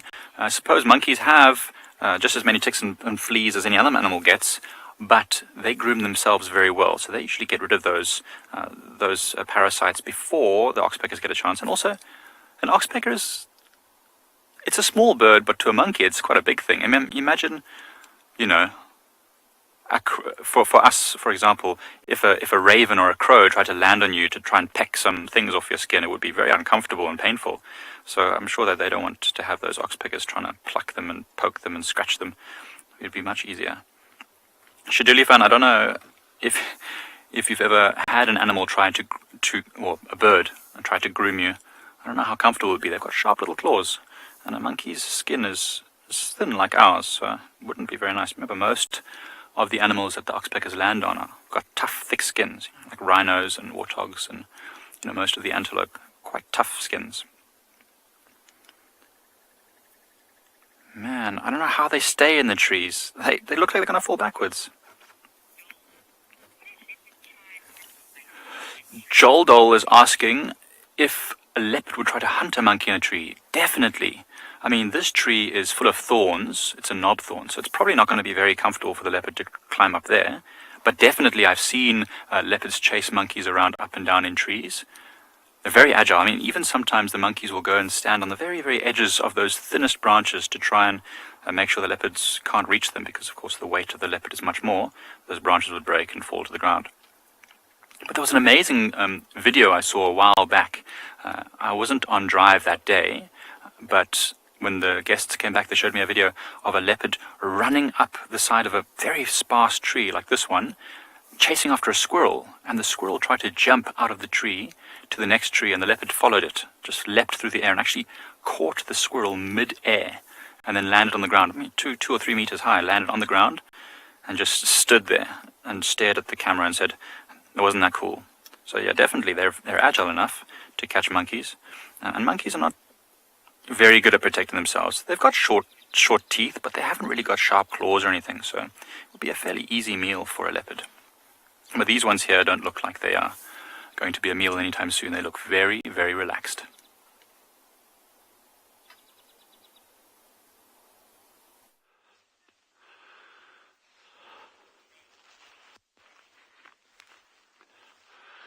So we've just got over to the meerkats, and they've just started popping out. Literally, when Jandre, we had the handheld camera, and then because there were no meerkats, and then we were going to look at some other things in the area, and then the meerkats started popping out now, about 2 minutes ago.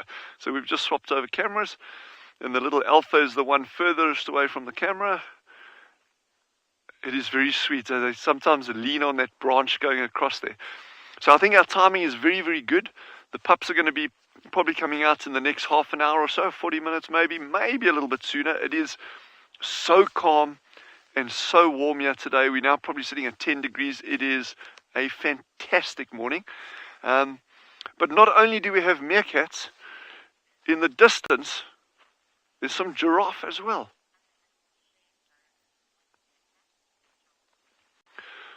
George has asked, do other animals share these burrows with meerkats? 100%. And Jandre and I were chatting about it on the way up here. We were actually talking about monitor lizards, or in South Africa we know them as legavans. They are called rock monitor lizards, and they will often stay down some of these burrows. So the thing is, you get a lot of animals that the meerkats detest, and it's a very, very serious threat to them, that will take up residence in some of these burrows, particularly to overwinter. And then it's not normally a big threat to meerkats because they're going to be super inactive. Things like puff adders, cobras, monitor lizards, those kind of things. So as long as it's like deep in the heart of winter where we are now, they wouldn't pose too much of a threat to meerkats. But certainly in the summer months, and if the meerkat's got little pups in the summer months and those animals are very active, there's not going to be cohabiting going on there. It's going to be predation full on. But other than that, you get things like yellow mongoose that'll stay down burrows like this. Cape ground squirrels, they'll also reside in holes like this. I've seen Cape foxes, those beautiful little foxes that we've been seeing on some of our drives. They will actually take up residence in an area adjacent to where the meerkats are, and it's kind of like this easy or uneasy truce between them. A Cape fox wouldn't be above grabbing a meerkat pup. But again, if there aren't pups in the mix, they can actually co-inhabit. But not, when I say co-inhabit, it's not down the same actual burrow. So we'd rather be talking about a burrow system. So this system, there's probably 22 burrows, different burrows over here, maybe one or two more. So you might get squirrels and mongoose down one of the holes there, and the meerkats are in some of the other holes. So, but within the burrow system, you can get different things co-inhabiting. And then, of course, things like ant-eating chats that'll go down. They'll sometimes nest in the roofs of these tunnels, normally in bigger holes. But there's lots of things that use these burrows.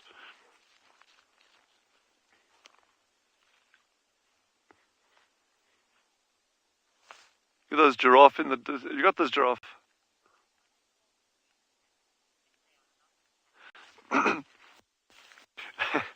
Silas just asked a good question. They're like, why are they called meerkats? They're not cats. And that's always a challenging thing. So it actually stems from a name of of an ape in Asia. Excuse me, the Dutch word for an ape in Asia that actually resides close to lakes and rivers, and that's what all the literature says.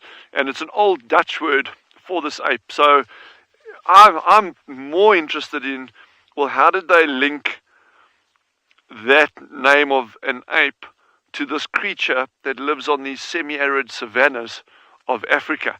Is there any kind of resemblance? Wow, I would be quite surprised if there is, but there may be. But that's the origin or the etymology of that name. And like I say, the etymology of names is always fascinating, because very often there's no clear link to these things. And there are some easy ones now, black and white rhino, and talking about the mouth and that kind of thing.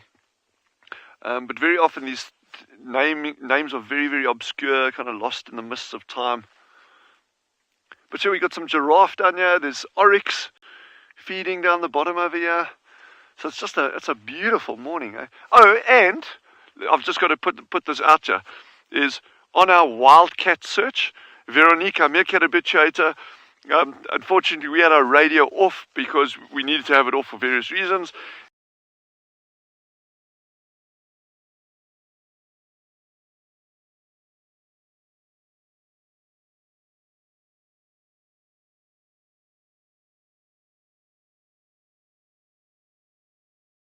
That as I really, really, really want to try see with all of you, because it's a very, very special one.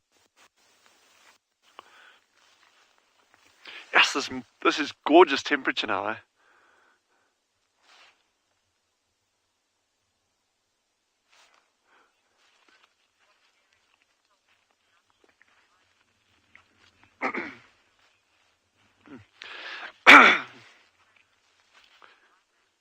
Okay, so Veronique actually, Meerkat habituator, sorry, I lost you there, so apologies for that. But she saw an African wildcat this morning, and she did radio me. So our radio is off. We needed to have it off. Occasionally we have to do that, and so it doesn't interfere with the comms. But at least we know that there is activity on the wildcat front. We are determined. We are going to find one for you. I can't say when. Maybe at the end of next year or the year after, but we'll keep looking for one. No, we'll get one. It's just a matter of spending the time out there, being positive about it, and just putting in the legwork. We'll get them. We'll get them. But look how cute these meerkats are. Yeah. And these pups are going to be out very, very, very soon, I think. With the fact that there's no or barely any wind this morning, it's super calm. These conditions are ideal for the pups to come out. So I think it's going to be really exciting in the next couple of minutes.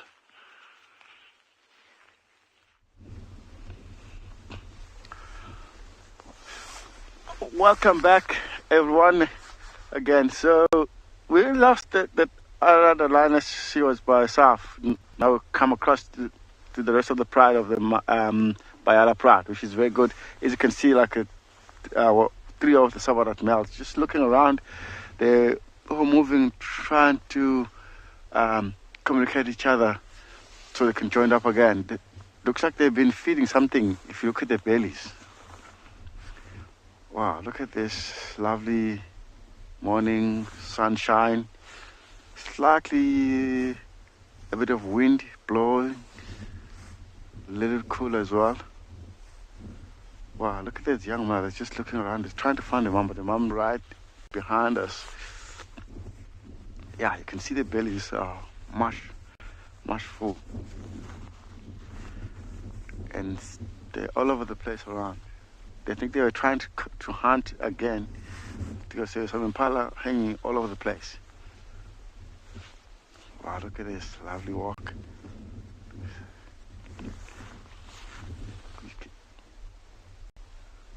Wow, the mom trying to call everyone together. Yeah. Wow, look at this. The bellies are very full. And you can see they haven't cleaned themselves yet. they're still a little bit dark color because of the been feeding. Clearly you can see that little mane they've been putting up onto the carcass, whatever they had. Oh, that's an awesome sighting.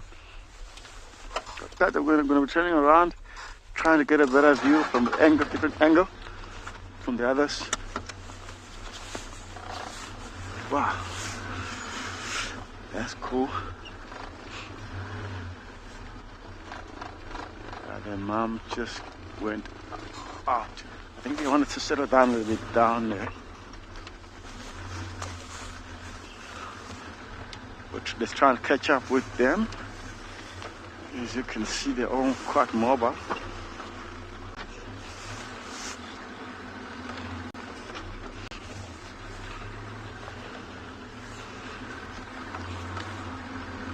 The direction where they're heading, this is the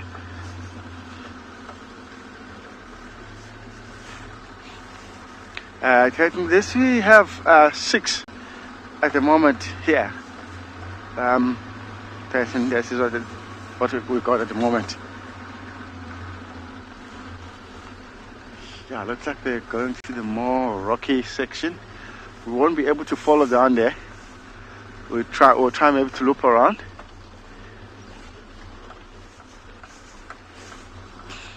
Yeah, it looks like quite a bit more rock here. We'll just try to stick around, see maybe we'll get another view.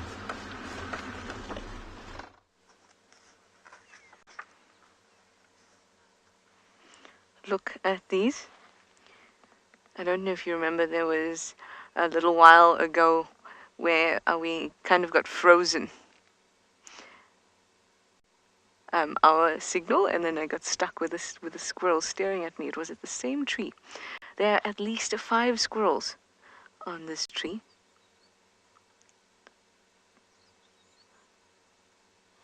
And they all just looked at us as we stopped. Just adorable.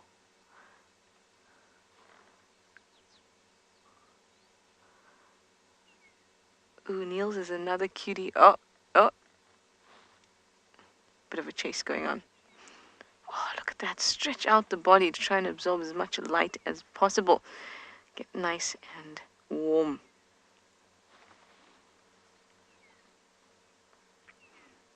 I'm quite sure they've got a hollow. Or they're living in a hollow in one of these trees. In this tree, I've seen them get into at least one of them. But I suspect there's multiple holes that they're using in this particular tree.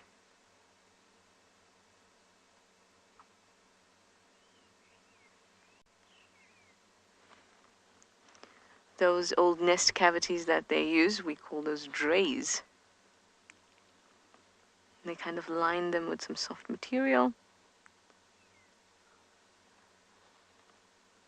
fact, that cavity I'm talking about is just underneath the squirrel, the one I've seen them go into.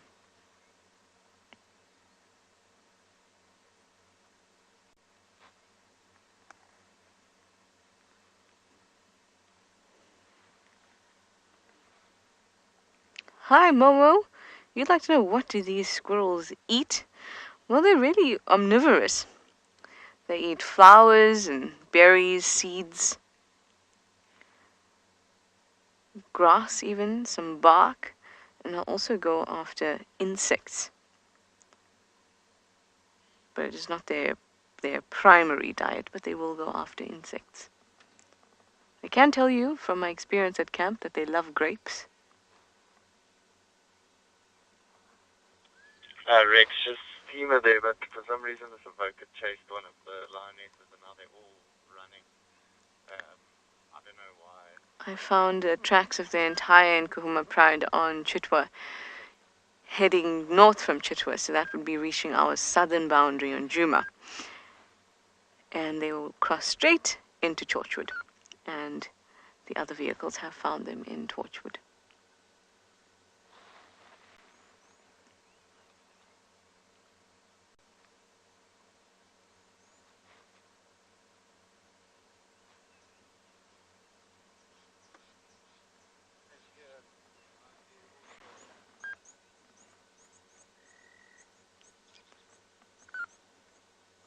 So I'll go out foraging now. Quite a few of them have jumped off the tree and were scurrying around in the grasses below.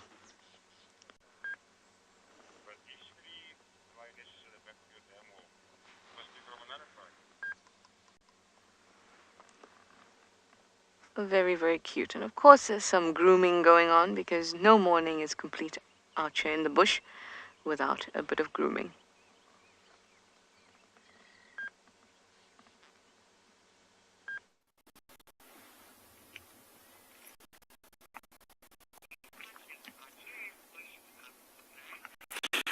So, we have an elephant, looks like a young bull, and we are just watching how slow and lethargic its movements are. Even these huge animals are affected by the cold. I mean, if it was 0 degrees at midnight, or around about midnight, and this morning when the sun came up it was only about 4 or 5 degrees, this elephant has also just decided, you know what, today is a lazy day. And it's literally been standing in that same spot for about 15 minutes now without moving at all. Just plucking up whatever it can reach, shoving it in its mouth. It did actually eat or push over a small bush a moment ago, and then started plucking up the roots. So that's what I think what it's eating right now is a root, or at least the bark of a stem of one of these smaller bushes. Much greenery left right now, so most of the nutrients is trapped under the bark, and that's what this elephant is busy doing. Pushed a tree over, eats the stem and the bark, spits out the wood though, and then, you know, the roots as well. It's like a carrot, I suppose. Lots of the waters and things are trapped in those roots. Watch, it's going to use its foot. See that? Watch this.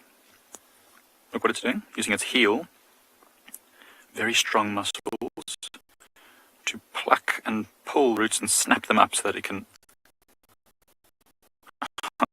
collect it, just like that.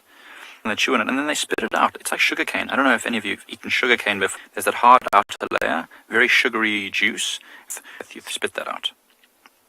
And that's exactly what this elephant is doing.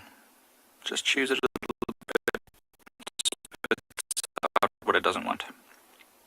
It can use its heel again. Oh, very, very strong.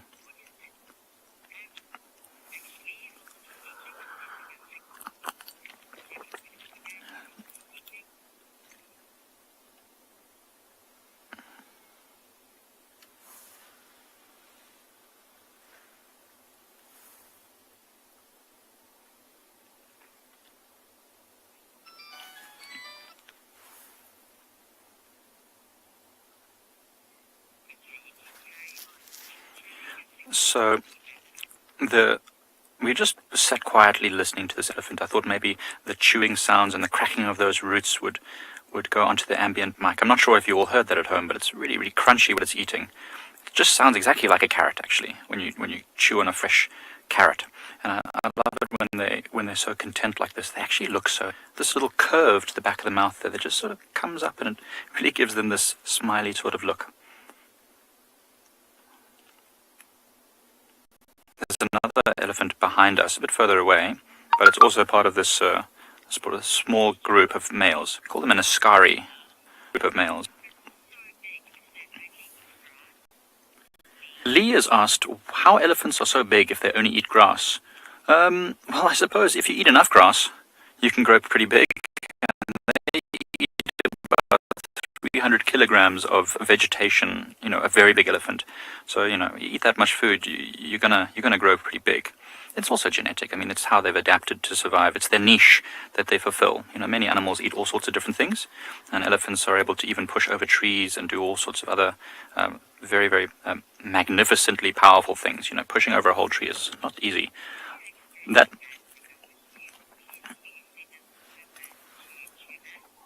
All right, we're going to send you over to Djuma right now and see what they're up to.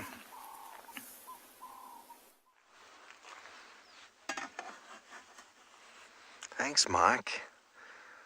Welcome back to Djuma. Well, looks like we've got a little sparrowhawk there, everybody.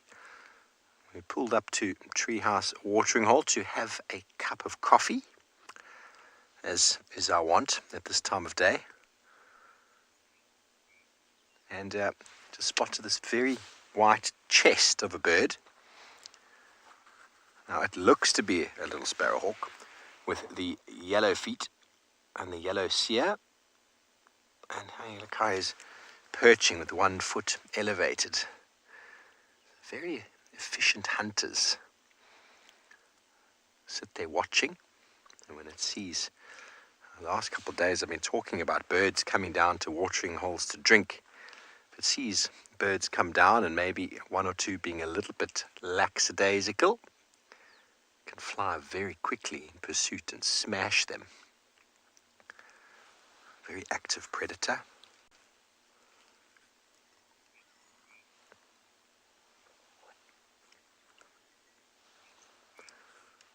Really quite peaceful here this morning.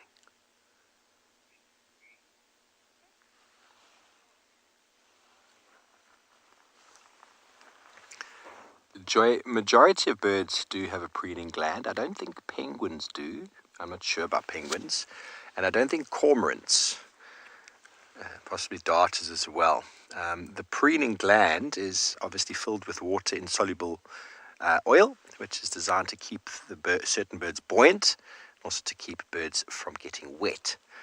So it's why we see cormorants often after very deep diving having the need to stand on a branch and open their wings to dry their feathers so they're able to fly. Obviously, being buoyant and swimming deep down doesn't really benefit yourself. So I'm not certain about what other birds possibly don't have, but the majority of birds most certainly do. Because have you ever had a down feather pillow and gotten it wet? It takes a very long time for it to dry. And birds can't quite afford to get their feathers completely wet. They get sick, especially if it gets cold. So that oil is to keep the water off. There's also some microbiological components to preen oil. There we go. Now we'll be able to see if it is. Oh, it's not a little sparrowhawk. I didn't see the 3 tips on the bottom. There we go. Could be a juvenile of something else. Got a better view of it now. But as it turned around, did you notice it did not have white spots on the bum, which is indicative of the little sparrowhawk. It's got 3. So it could be a juvenile. It is quite tricky sometimes with these acipitous species to identify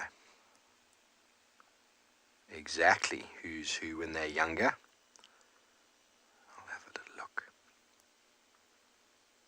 You didn't see white spots, did you, Beaks? No. I didn't. But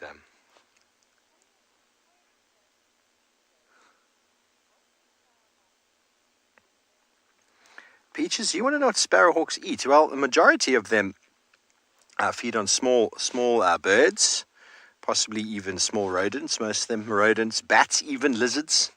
They can even go as small as insects. But the sparrowhawk kills birds up to the size of a dove, which is quite a big size if you think about it. They only weigh about 74 grams, 106 grams, the female. So they're not very, very big birds. But I'm just trying to have a look now. I think it might have actually been an African goshawk. When it turns around, it didn't have the, what do you call it, that white rump. Yeah, I think it might have been an African goshawk. They're very similar. It's lacking a lot of the banding on the chest, though.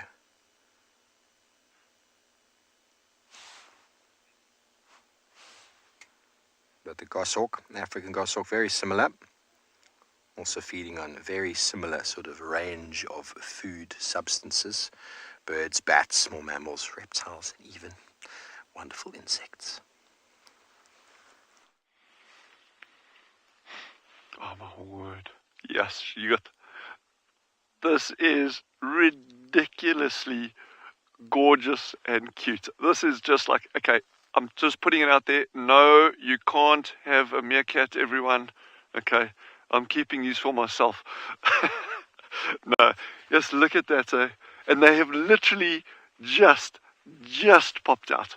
It was probably 30 seconds, not even 20 seconds before we came on here. So this is fantastic, man. Oh my word. That is cuteness overload on every single level. So this is the interesting thing here. So I was not expecting them at this age, which is 4 weeks. Yeah, 4 weeks. I was not expecting them to actually go yet out foraging with the adults. Well, certainly not far away from the burrows. Yesterday afternoon, Veronique says they were about 700 meters away from the burrows with the pups. So that is pretty cool. And this is the thing, so you go sit down and you read the literature. And this is the thing. If you're going to be trying to understand an animal, there's no substitute whatsoever for on-the-ground observation. And we see this time and time and time again. You want to learn about meerkats, or you want to learn about a white rhino, or you want to learn about a giraffe, or whatever. So you pick up a book and you read something, and then it becomes gospel. So, if you're going to learn about meerkats, there's no substitute for observation. But if you're going to be reading stuff, get one book, get another book, get another book, get another book, Google it, talk to other people, start building up a data set, and you'll actually be very surprised just how much variation there is within the literature that is available on whatever species you're looking at. So that was a really nice example. At this age, typically people would say, and literature would say, they wouldn't be out actually foraging yet, like far away from the burrow, certainly not that distance. And here they were far miles away from the burrow, and but actually not, I suppose to quantify that, they're not actually foraging for themselves. So at this age, these little meerkats are not going to be hauling out scorpions and geckos and beating up snakes, this kind of thing that they're leaving to the adults for the moment.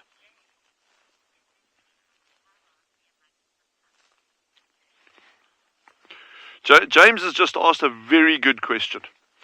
The question from James is this: would there be any hierarchy amongst the pups? And definitely not at this stage. And, they're still tiny. That will come over time. You may find, and because remember, they're all from the same female.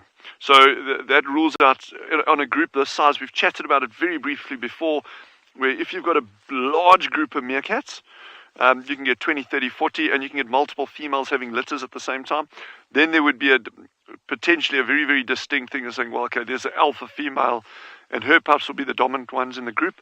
Excuse me. But on a group like this, where it's only one female that has had the pups, very different story. So they'll grow up with their own little personalities, and that'll come out over the coming weeks. You'll see that'll develop, and then you may get a slight bit of dominance between them, but certainly not at this stage of the game. Oh wow, this is just absolutely adorable. So Gendra is actually crying there. Are you okay, Gendra?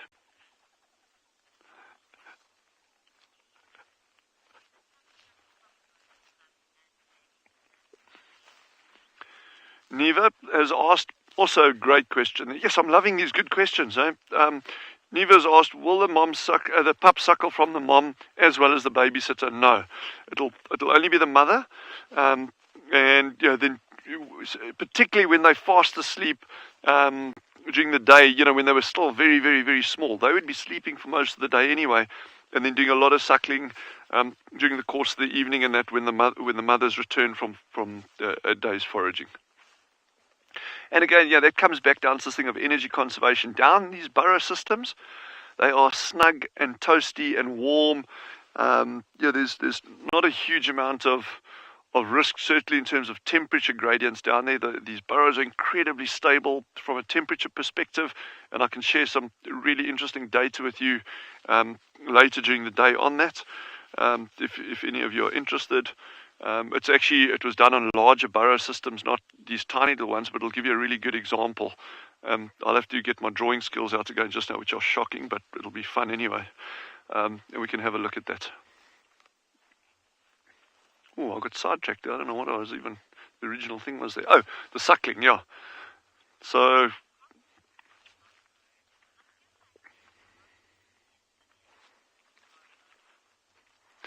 Slow-Mo has commented saying, it looks like they've grown since yesterday. And you know what?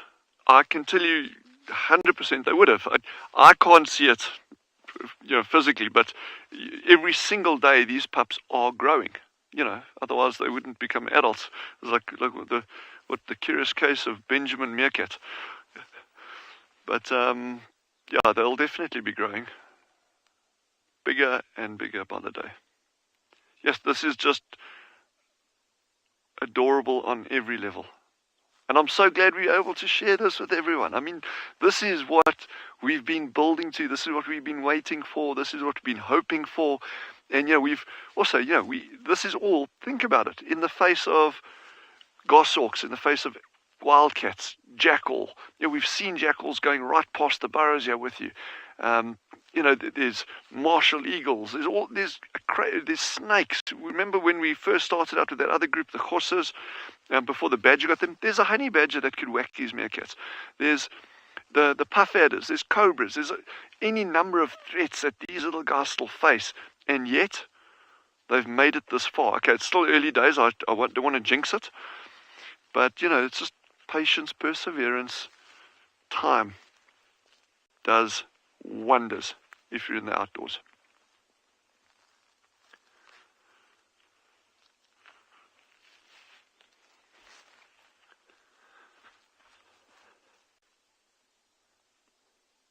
Oh man, what a day.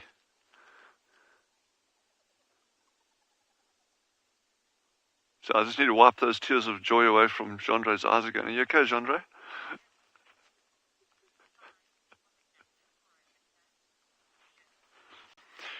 Jim has asked, is 5 a common number for a litter? Absolutely, yeah. It's a kind of a slap bang in the standard range. They can have more, and they can have a lot less.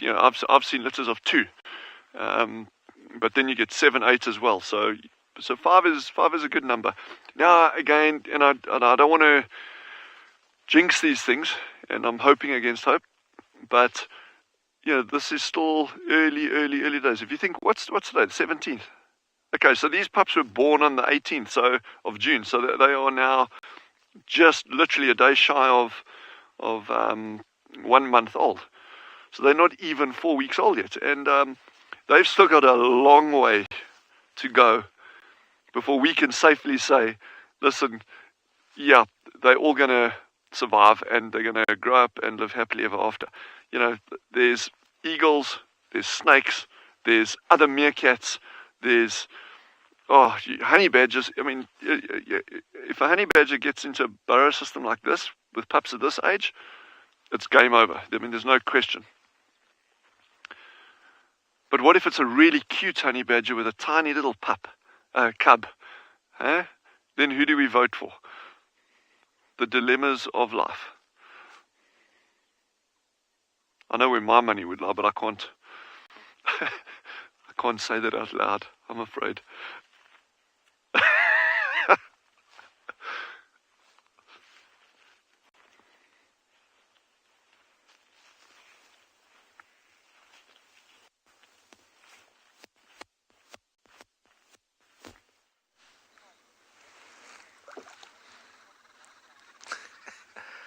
Dylan, where is your mind this morning? I must ask.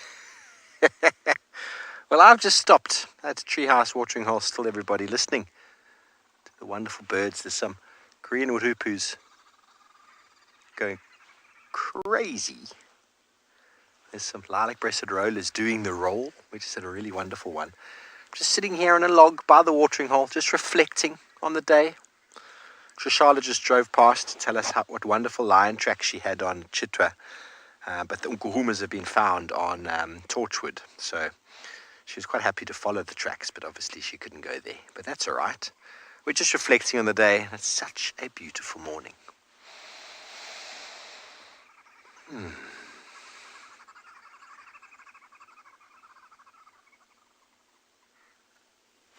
Can you hear these birds, BK? The wood hoopers, they're calling. The Hlegamafazi, the cackling woman. Now, the group of them come together, and it's like 2 different soccer teams. But one group, another group, they come together and they do it sort of like a war cry, like a my team's better than your team sort of thing. We call it allomimetic behavior, whereby they come together and they make a lot of noise and they dance up and down, And this group shows how strong they are versus that group. It's very similar to watching English football or German football these days, where the guys have a fence between and they have their their flags and they're going me, me, or singing those war cry songs. It's very, very cool, and it's my territory versus your territory. And it's a bonding, it makes us feel good when we stand up together. I know whenever South Africa plays rugby or any sport, we stand there arm to arm like that and we sing our national anthem. It's a similar sort of thing. We bond. We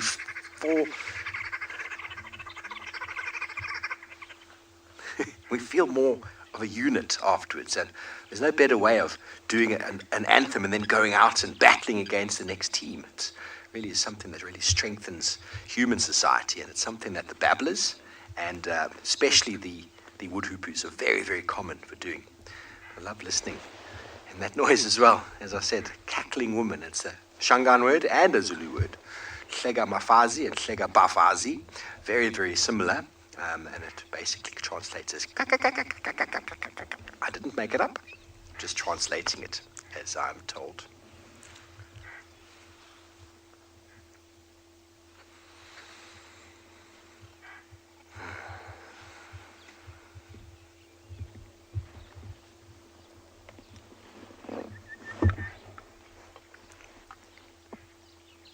Orange-breasted bushshrike.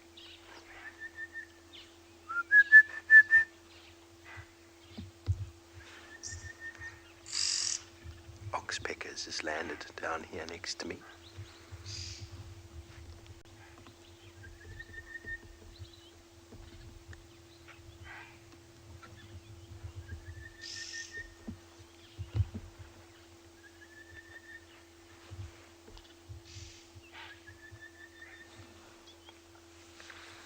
Okay, well, I'm going to sit here a while longer and enjoy a spot of birding.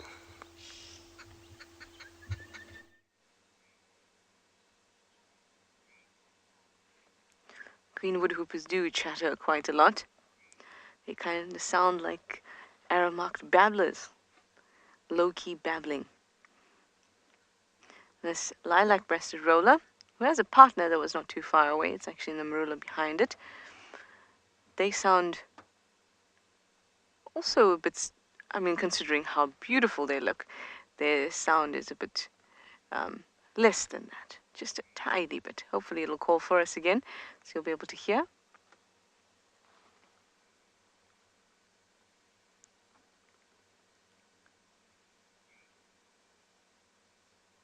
It sounds like it's got something stuck in its throat, mixed with a bit of a squawk. I'm bad at it, but hopefully it will show us instead of me making the sound for you. There was an interesting interaction though. So there are two lilac-breasted rollers sitting here. And then the one that flew off was actually having a fight with a yellow-billed hornbill mid-air.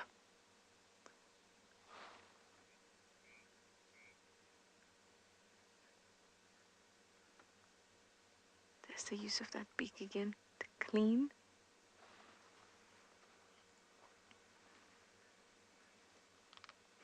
Leap and you say such a fluffy bird, isn't it just? And go and give it a cuddle. Oh, you like the word cuddle?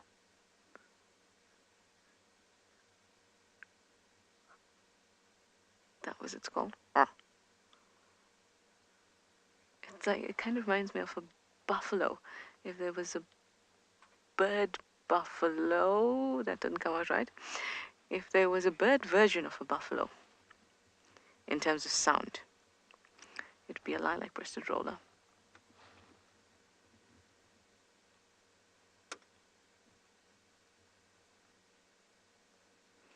I know you're hungry, Rebecca, but buffalo wings, that's what Rebecca said to my ear now.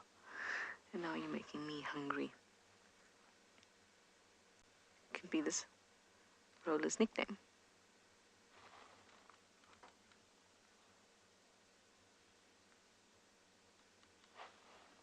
I was hoping that the other one would come back and sit here too.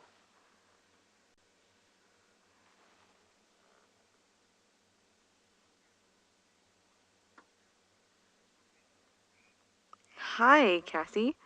You'd like to know if I know if this if this bird is male or female? I don't know. There's not much difference between the male and the female. In fact, they're pretty much the same in terms of coloration. The only difference is that the males or the females are a little bit larger.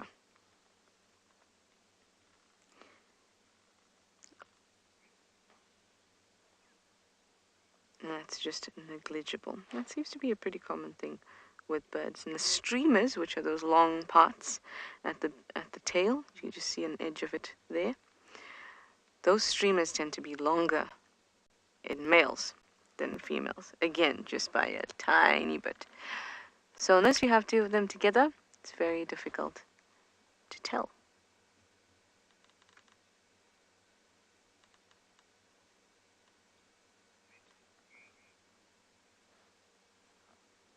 Give us a good call.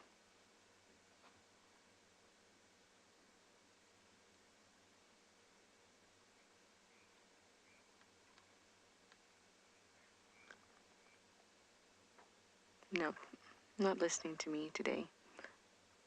Well, at least it's sitting very well. So often we have sightings with birds, and as quickly as we get them, they're gone just as fast.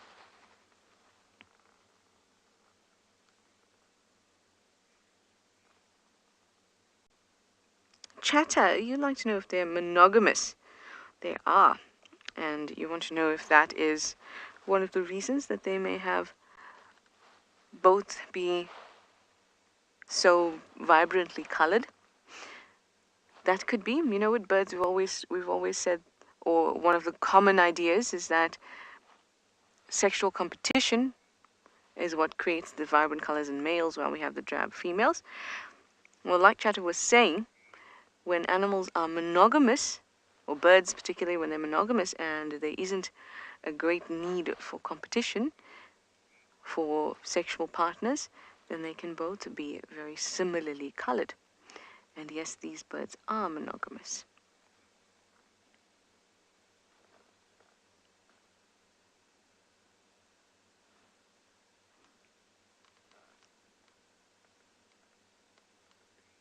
Very, very... Oh, that was a yawn. That was just gorgeous. And off it goes. And we are going to go down to the hyena den.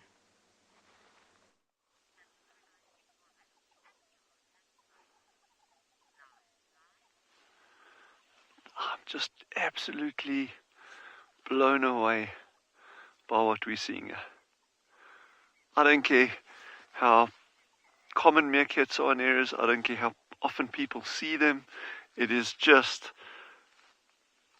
such an incredible privilege to be able to sit here with these meerkats and view them like this.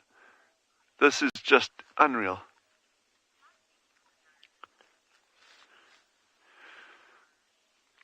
So Carla has asked, how deep are the burrows and can they collapse? So these burrows don't go very deep. They can go down to about 1 meter, but normally it's a little bit less than that. And yes, they can collapse. Although it's not typical of these burrows to collapse, but it will happen over time. So I was just having a good chuckle. So did you see that or not? Okay, so we just missed the meerkat that was starting to groom itself, and he lost his balance and fell over completely. So it was very funny. But yeah, so these burrows can collapse. Occasionally, it's not normal though. The top layer of sand is very, very soft. And you can see as they walk around on those mounds how the sand shifts around. So it is soft. But if you go down to about 10-15 centimeters below the surface, it's actually very firm. It's very compact. So this sand is what we call amorphic. In other words, it doesn't have a set structure to it. Certainly not at these levels where we are. So it's a deep sand. And because it doesn't have the structure, it actually settles very, very, very tightly onto itself. And so the sand is actually fairly compact underneath here. And that's why they're actually able to dig burrows in the first place. And but these burrows can last for years and years and years and years. We've got burrows here that I know of like burrow systems and I'm not talking about these large aardvark and porcupine burrows that we've seen over time. I'm talking about meerkat burrow systems that have been maintained for at least 13 years. So yeah, geesh, I mean, but then we've had, and I think we touched on it yesterday as well, or the day before, we've had herds of eland, these huge antelope. The bulls are getting 700 to 800 kilograms. We've had a herd of 200-300 eland moving over a burrow system like this in the course of an evening and just trampling it into smithereens, like literally just nothing there. It's just like trampled sand. That's all you see. And so yeah, these burrows can collapse and they can get dug out by other things enlarged. So it doesn't necessarily mean that this burrow system that we're looking at here will be maintained in exactly this state as well.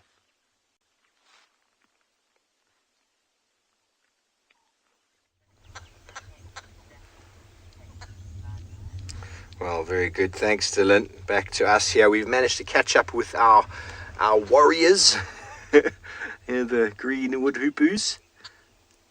And they're doing a little bit of grooming right now. They're doing some aloe grooming. So another benefit of being in a group is you can scratch those hard to reach places. And you can reach a fair amount of those places on your own body, but I mean, who doesn't like a head scratch?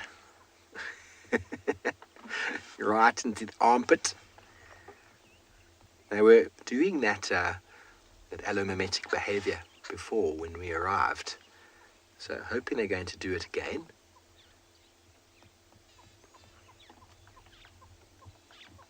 They are regarded as cooperative breeders, this species, which means they assist each other in the rearing of a chick.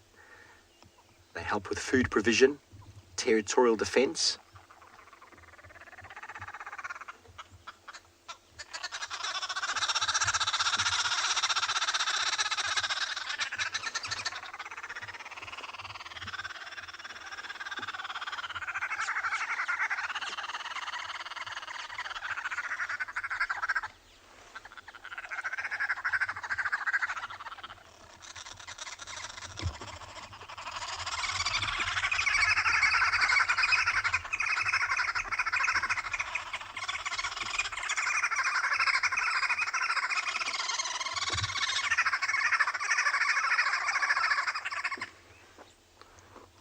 You tell those other birds.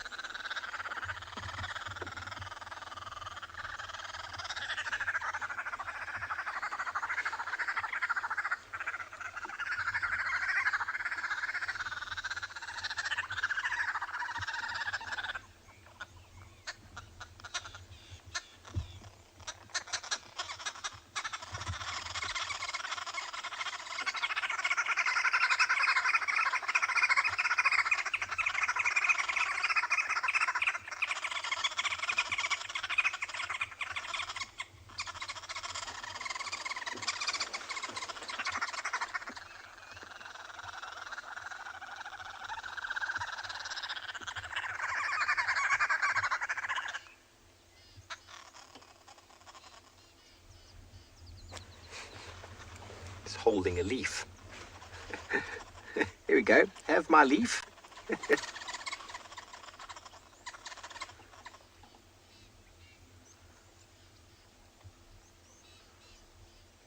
Such wonderful sounds, aren't they?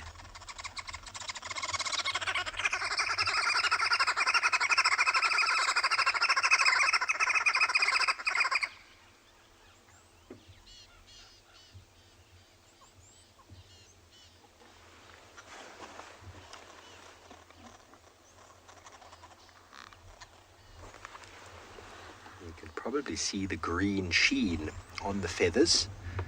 They used to be known as the red-billed wood hoopoe. Hello, Kathy. I don't actually know how long their tail feathers are. They're pretty long, though, in comparison to the body. I don't have a measurement. I can probably look up a quick measurement for you. Quite often will give you types of measurements on birds. So offhand, I'm afraid I don't know.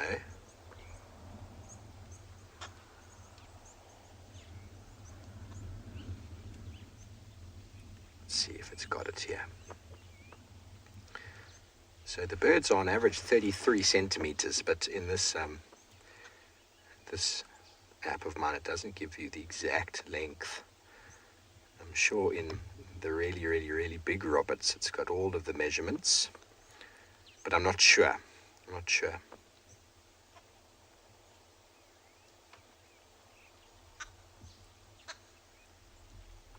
Half of the body about, so you could almost say it's close to 14, 15 centimeters.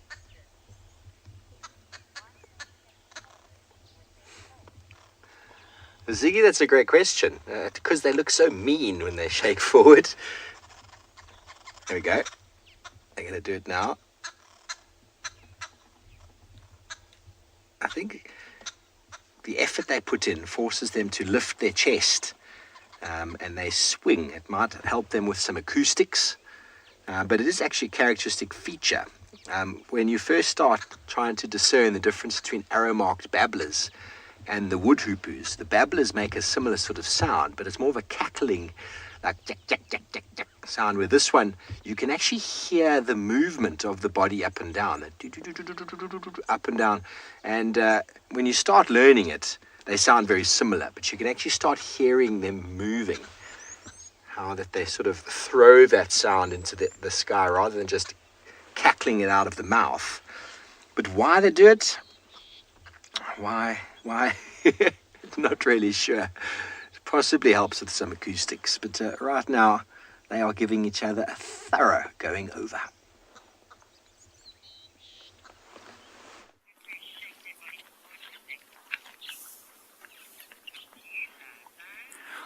Right, so another animal that was shaking its booty a second ago was this warthog, as it was wending its way down towards the water. Now, there's a whole bunch of Impala coming down to drink, and I'm sure that the warthogs have... Oh, look at that warthog. It's actually walking along a pathway elephants have made in the past. All the animals use the same path. It's just the easiest. It's often make the pathways for them. And this is a pair of warthogs that we know quite well. This is one of the ones that's very relaxed around our camp. And the second one, and walking just behind it, I think, is called Listen Linda, because she's only got one ear. So she does have to listen quite carefully. They walk down. There's a monkey also drinking. Oh, there's lots of animals. We've got 4 different species of mammals busy right now drinking at the water's edge. There's even a duiker a moment ago that was drinking, which is quite unusual because we don't often see them drinking, to be honest. They do get lots of the moisture they need from the leaves and branches and stuff that they eat. And there's the Impala. A wonderful, calm bushveld scene at this waterhole. Some beautiful brown-crowned chagras calling in the background. So you see, what often happens is, as soon as one animal comes down to the water, all the rest start to come down as well, because they know. Chances are there's no predators around right now. It's getting warmer, so of course the predators will start probably resting. We followed lion tracks the whole morning. Fortunately, we couldn't find them. We went into a drainage line somewhere. We just couldn't quite find out where they came out. The monkeys drinking from the puddles. They're very wary of the water, going too close to the water, because of course there can be crocodiles.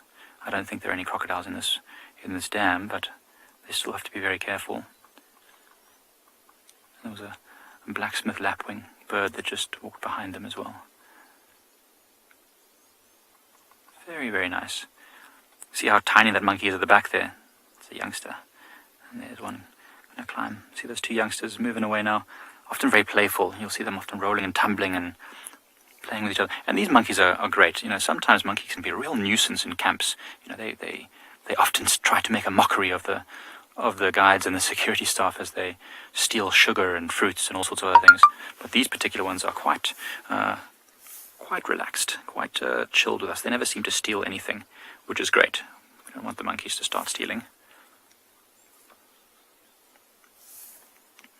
Another warthog's come down to drink. So you see the one walking at the back there? Only one ear. Hello, Linda. Also, only one set of warts on the female warthog. So there's one set of warts down near the snout, and there's no warts next to the eyes. So this is quite typical. Females have only one set of warts because they don't have to fight for territories. They just use their their knobbly noses to dig up roots and bits of shoots and things. The impala still fluffed up their fur. They are still very cold. You know, we talked about it, the piloerection, when the hairs stand up to trap air against their body to keep warm. Now, there's a bit of mud there where those monkeys are. I wonder if the warthogs will go and bathe there. They often like to mud wallow. It's perhaps a bit, but they will eventually. They love mud wallowing. They've got lots of exposed skin, so lots of bitey bugs can get them. Of course, as it gets warmer, they'll want the mud as a sunscreen. Well, all the animals are starting to move away from the water, so we'll hang around and see what else comes down. Well, these animals are starting to move into the sunlight. Everybody trying to get as warm as possible. Definitely has warmed up quite a bit now, and the dwarf mongoose that you see here will be out foraging. There's been some drongos around, some hornbills as well, as they all start to look for tiny little insects, other invertebrates. Oh, there was a small call. Did you hear that?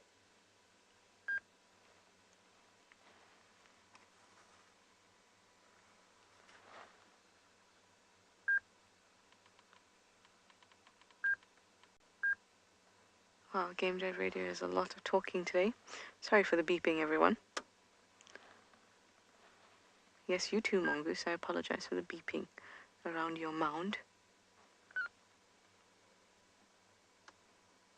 Aren't those just the cutest faces? So they're at the old hyena den. They've taken over. We've seen them here before. And I did swing past our current hyena den. It's not too far from here. Lots of tracks all around. There's even a few sticks that have been chewed, some hollows that are dug out where the adults lie. It's definitely active, but all the tracks that I saw were heading away from the den. So again, just about catching that right moment when they'll be out and about. I think first thing this afternoon we'll go check there, because it'll be nice and warm.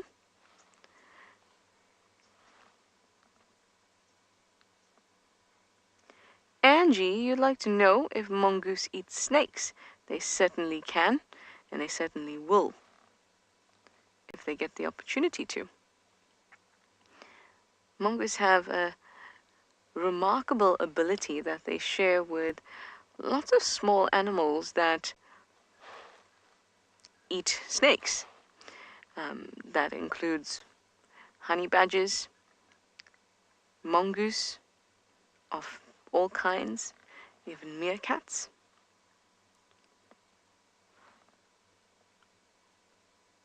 Small carnivores, and also with squirrels, ground squirrels more so, in that they can tolerate a certain amount of venom, of snake venom. And that's because snake venom is a very specific material, and that's why it can be so potent. And it's created from things that already exist in the body, like saliva, and it's modified to be very specific in what it does. But in order for it to be specific, it attaches to particular parts of a cell. And when it comes to these animals that seem to not be affected as much by venom, the parts that venom attach to or bind to on cells, it has to kind of bind to all of them to have the full effect. But certain receptor sites on the cells of these animals that are not affected as badly by venom seem to be differently shaped, so that the venom doesn't attach in the way that it can to an animal that doesn't have these oddly shaped receptors. But not all of them are oddly shaped, which is why they'll still have some effect. Maybe they will be a little lethargic. Maybe they'll have to sleep it off. But it does not have the lethal effect, or at least in the type of dose that you would get if you were trying to either defend yourself or have a strategy for attacking and eating it. Whereas, say, if the snake was hunting you, the dosage might be a little high, and snakes can control how much venom they inject into an animal. Venom is expensive biologically. Oh, look at them all trailing in.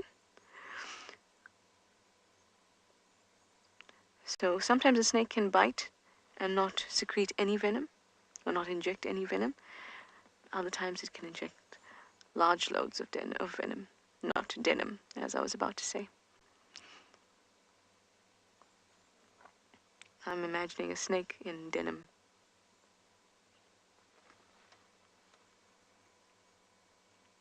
What? That's the best thing you've heard all day, Mongoose? I suppose it is. Glad to have given you that pleasure of imagining a snake with denim.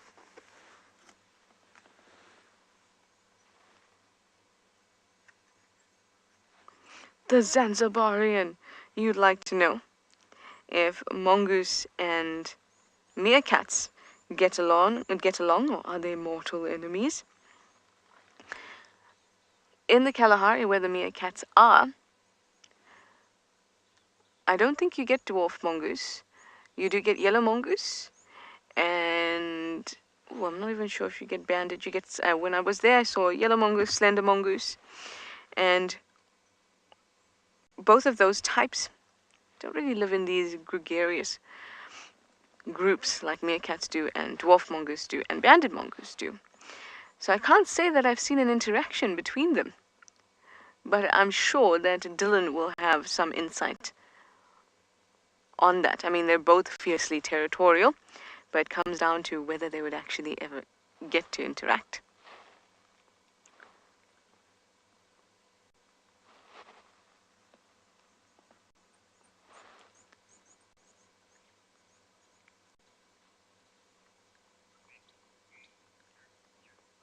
I can still hear faint squeaks.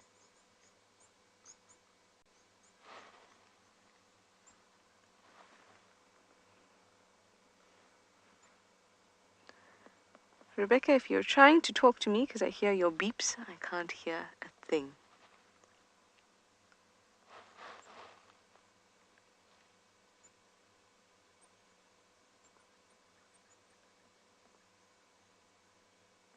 One, two, three, four, five. They all just keep pouring out of that little crevice, and I am about to sneeze, and it's probably going to scare them.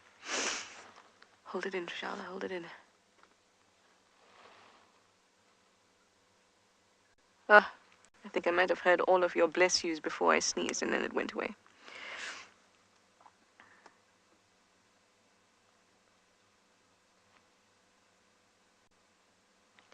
There it is.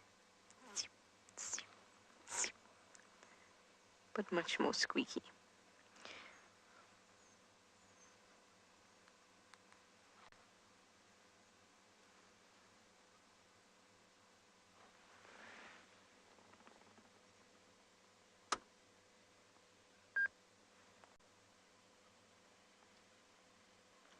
Well, the kahumas seem to be moving a little bit south, which might be good for us this afternoon.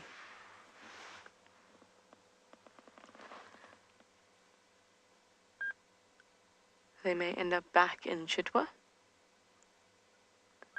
Wow, 1, 2, 3, 4, 5, 6, 7, 8, 9.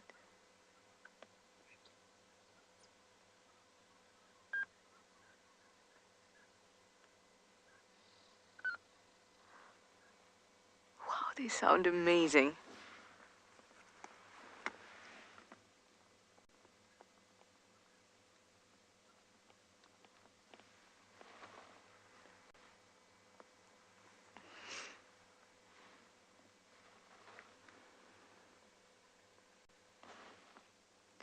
I think I might have lost Rebecca, everybody.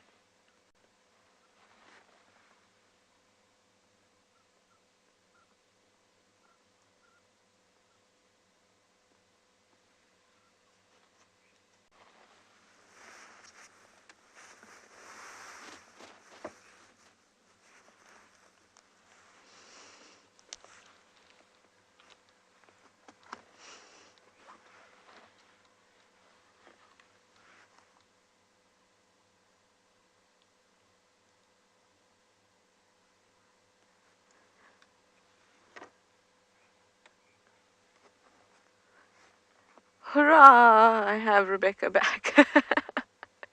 Crystal, you'd like to know what is the lifespan of the species? Considering how small they are, they can live for quite a long time, even up to 18 years. And that says quite a lot. Banded mongoose are similar age bracket, just a little bit less, about 12, 14 years.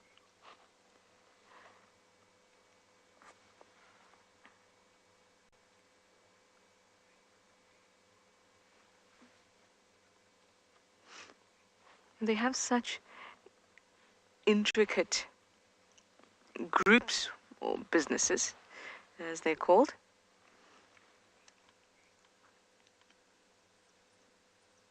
Listen to that. Highly intelligent, they communicate very well in those squeaks, they're territorial. They live in these family groups. They're fast and nimble. And their diet ranges quite widely. So that would bode well for their longevity. Sophie, you'd like to know if they forage in groups. So what they do is they'll have a territory that's basically about 1 kilometer squared, which is not very big. And then within that, they have different termite mounds that they'll stay at each night. They usually change it up. And they'll all go to bed, or all go to sleep in that one termite mound. But when they wake up, they'll sun for a little bit, and then within that radius, or within that area of 1 kilometer squared or so, they'll go out foraging. Sometimes you'll get a lone one, but they will never be more than maybe 20 meters away from each other. So you can call that foraging in a group, but it's not as if they go out in a gang. They'll just all walk around the general area, always in contact with each other though. You may look and just see one mongoose, but there will definitely be others around. They'll always be able to hear each other. Very close-knit.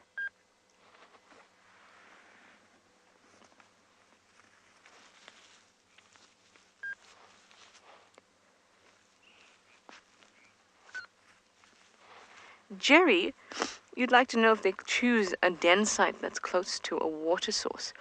Not necessarily. A lot of their liquid can come from the prey that they eat, because remember they are carnivores. So they don't necessarily look for a place that has water. Of course they will need to drink.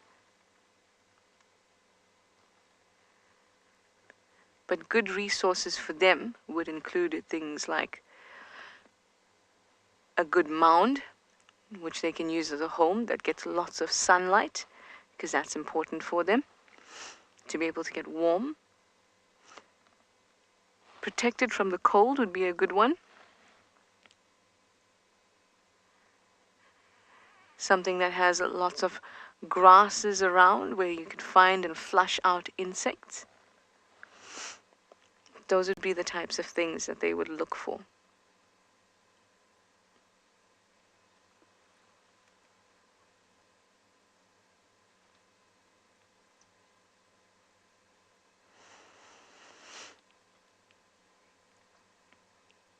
I saw a few youngsters in here,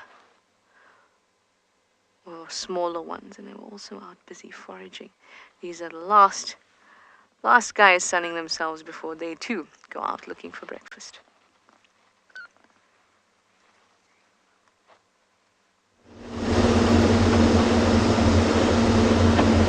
Forage. It's almost about time for us to forage too.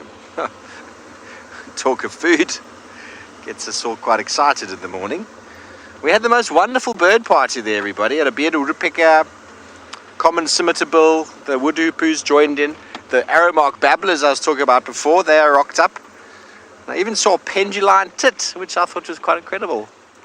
I don't think I've identified a penduline tit here yet. On Djuma anyway. I think I'm going to go... let's go that way, Beaks, eh? I'm feeling that little tingling in the tummy. Rexon was on our southern boundary before, and he called it some leopard tracks, but I haven't found them coming in. But, you know, sometimes we do miss these things. So we drive along some familiar roads and see. There's a wonderful little bird party. Southern black tit as well. There was some chagras and some chin spot battises. Wonderful.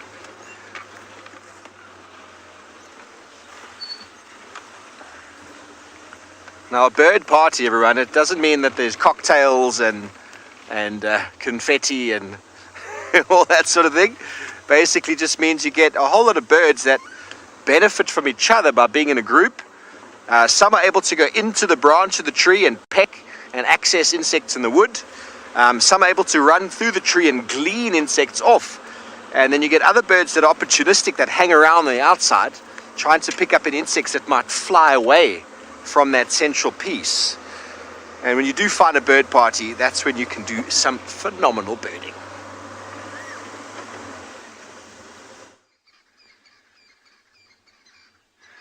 Talking about birds and bird parties, so have a look at this particular waterhole that we are at now. On the right here, there's quite a few doves that are coming down to drink. They all see there's a grey heron, so this big bird that you can see right in almost like the bottom part of the screen with a yellow beak, bit of black stripe around the eyes. But look at all the doves that are coming in to have a drink.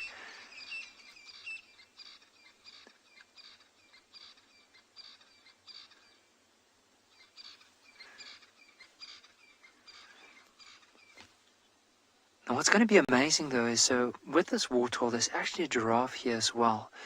But with that giraffe there's also a herd of elephants that are on their way. We can hear the branches breaking in the back, so I'm sure they're going to come down and drink. So if we stay here for maybe the next 10-15 minutes, we'll be really rewarded with something. But you can have a look, big beautiful male giraffe. I don't know if he's already gone for a drink. When we got here, he was already standing where he's standing now. So we'll have to spend some time and see. Imagine if he does decide to come down and have a drink. How beautiful that would be. Now it does look like he's ruminating. See how he's just chewing, but he's not really feeding off any leaves or anything. So like any animal with a 4-chamber stomach, they'll have to bring it up, chew it, like break it down, and then swallow it again. Very similar to domestic cows, like the 4 different stomachs or chambers within the stomach. But just try and listen to all the birds.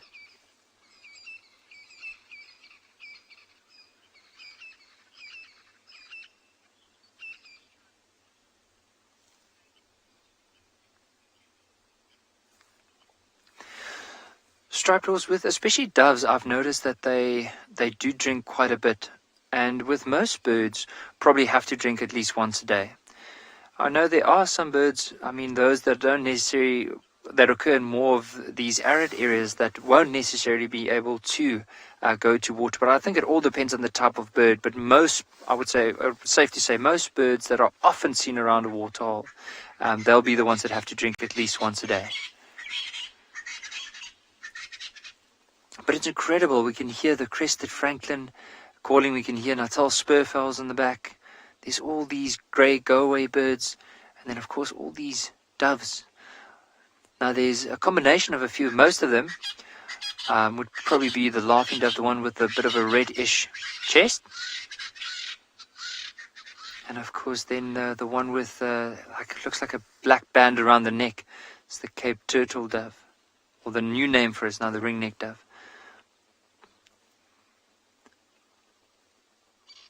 All you can hear is just birds going crazy. You can just hear their wings flapping. Some are coming down. You can hear the doves. You can hear the francolins.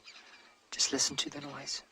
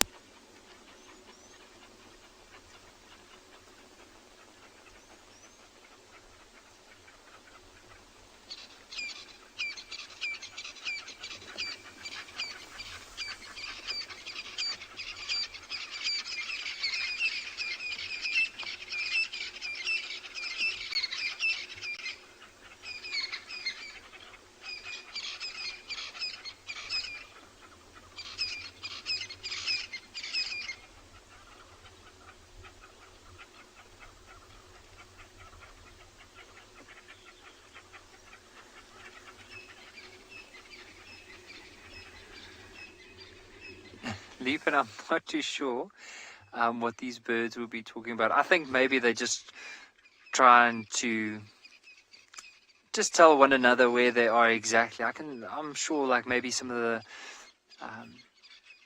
the pairs have moved away from one another. Now it's just calling each other back. It could be just a nice early, because it's still early part of the morning, just maybe letting everyone else know their presence, that they are here.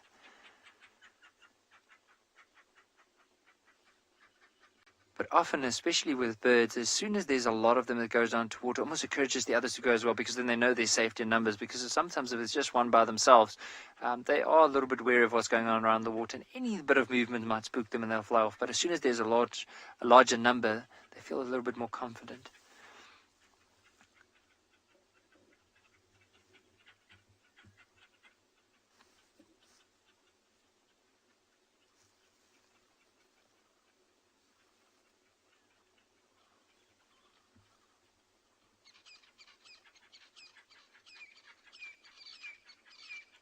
It's just so beautiful. And just imagine now, we are looking at all these birds flying up. We are looking at the giraffe, this grey heron in the middle of the screen. He's probably just looking to see if there's any movement. Now, often this time of the year, when the water starts drying up, there's quite a lot of little catfish around.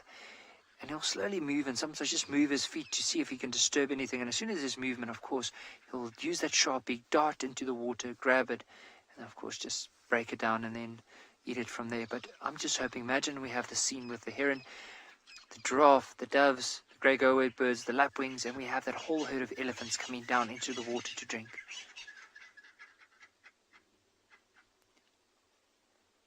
Because I can just imagine the scene from here. As soon as those elephants start making their way, the giraffe might slowly start moving off, and those elephants, as they get closer, they might start picking up their pace. There's actually two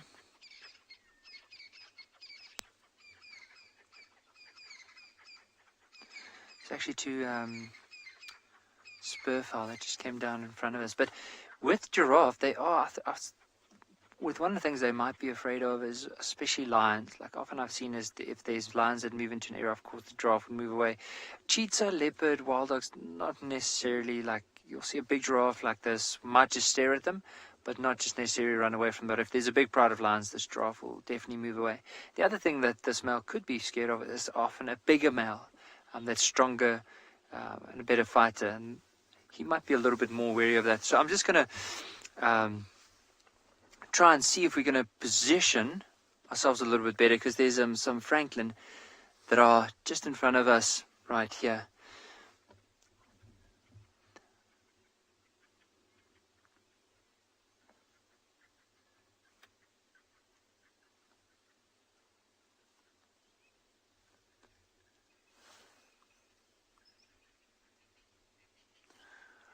I think for now, I'm just going to try and see if we can get another position on the vehicle, because I think it is a bit difficult from our view here, but we'll try and do that.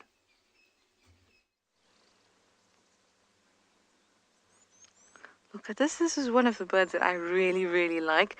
I don't get to put them on camera very often, but it is a scimitar bull.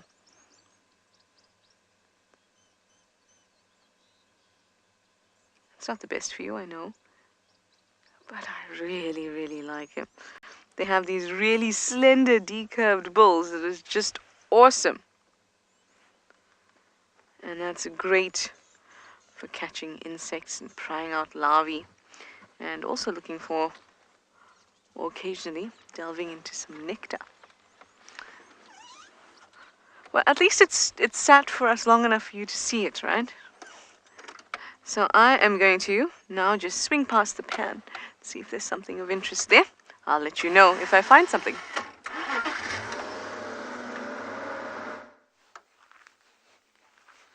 Thanks, Trish. Well done. You got a scimitar bull. So it's nice to see the comparison between the scimitar bull and the green wood hoopoe, which had the red beak.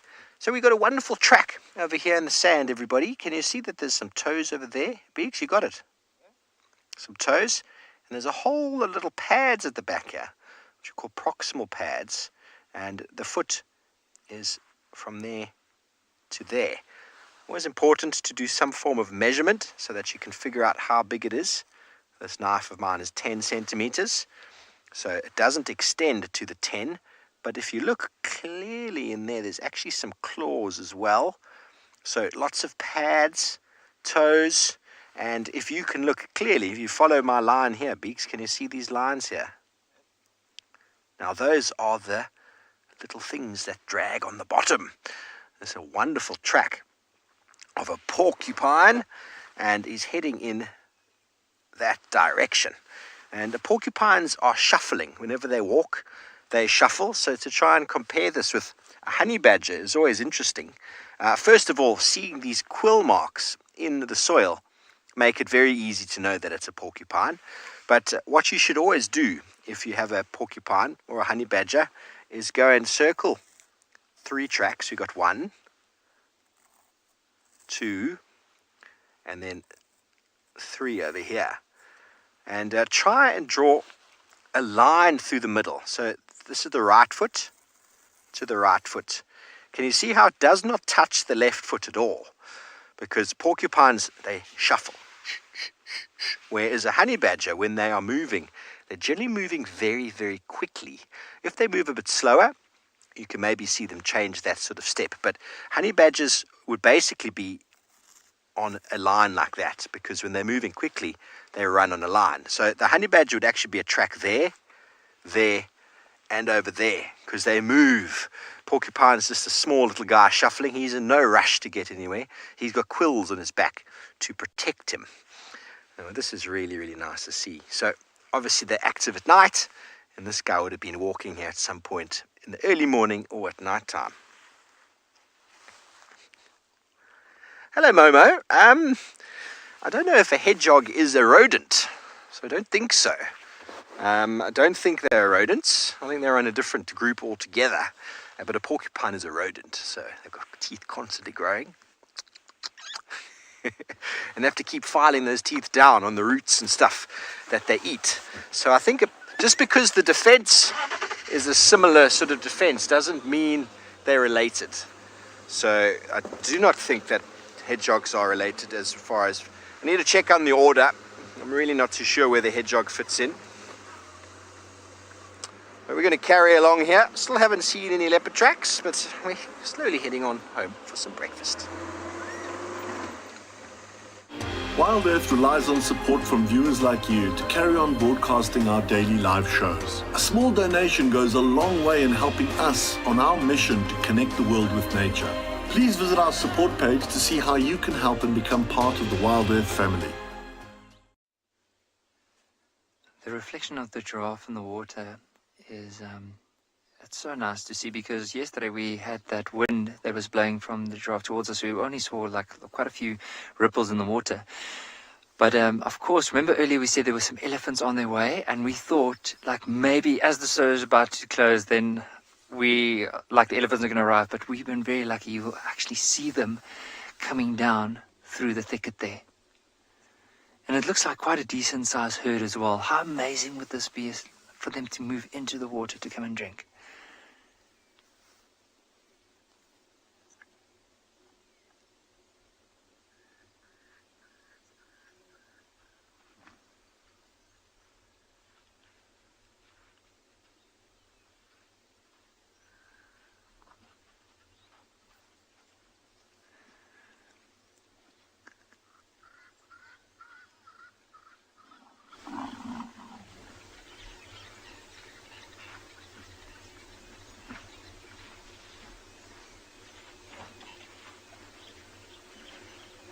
How incredible is this? Look at all of them coming down just to have a drink. And imagine how long they had to move or walk in order to get down to this water for a drink.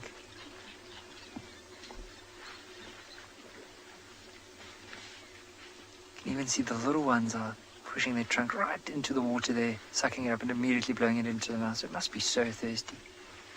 There's another little baby at the back there. Just following him on, but look at that little one. Even though it's so small and you can't even see the tusk, normally you'll start seeing the tusk at around about a year old, and already very capable of drinking water. So they normally start around 5-6 months where they'll be able to drink water like that.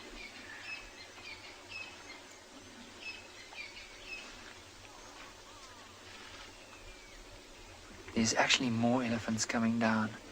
I thought it might have been just this little family group here, but it seems to me there's at least another 6 or 7 elephants with babies coming down. There's even an Impala in the midst of all these elephants, and I think that Impala is, it looks like a young female that's by herself. And I think with the elephants being around, definitely feeling a lot safer than being by itself. There's a young elephant now coming down off the bank, so where the rest of where the other ones are coming in, you'll see there's a little baby.